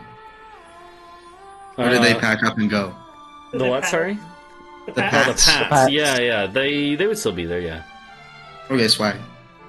Well, I guess I can send someone ahead because I don't have a sending stone with Here's your anyone in grocery the town. list. Go- Yeah, They're a little weird. kind It's of. fine. Yeah, but I was gonna be like, the carpets. And also, Yeah. he was looking into maybe getting a pseudo dragon body for Kasaria, maybe, Yeah. or maybe even a humanoid one. Don't Yeah, well, I think that's actually a good spot to wrap up here. You have some new info, a new offer, and yeah, I don't think there was anything else that he would have told you. But he would take his leave of you. He's not really sticking around. Rule is. He would just basically say like that's all I came here for, and then good luck with whatever this is. So Yeah, Request by. it's a situation. Valour, Yeah. be real with me. Wasn't Should the I way. have a character sheet prepared next time I meet Locke? But Nice. so yeah. Anywho, I think that'll be where we wrap up for the night. So, yeah. Luckily, so I will say I have this new job that I started. But I don't think I will ever be working Sundays really. So I should be consistently fine moving forward. Okay, So I still have my odd Okay. one where I put in Yeah. like don't try not to do me Sundays and I'll chill with it. So we'll see. yeah. But Oh yeah, well, and yeah, I don't actually think I'll be free for Stellaris tonight. Sorry, boys, for the boys who want to do that. I'm entirely That's too okay. tired to Yeah. think for Yeah, strategy. that's fair. Yeah, I can maybe Um, play a meaningless game that doesn't yeah. matter. Yeah, but yeah, all right, well, that'll do it. That'll do it for us, though. Thanks for out, everyone. We will see everyone next week. Bye bye. Yep. Turn motion Bye. blurring off. Yeah. Bye. uh,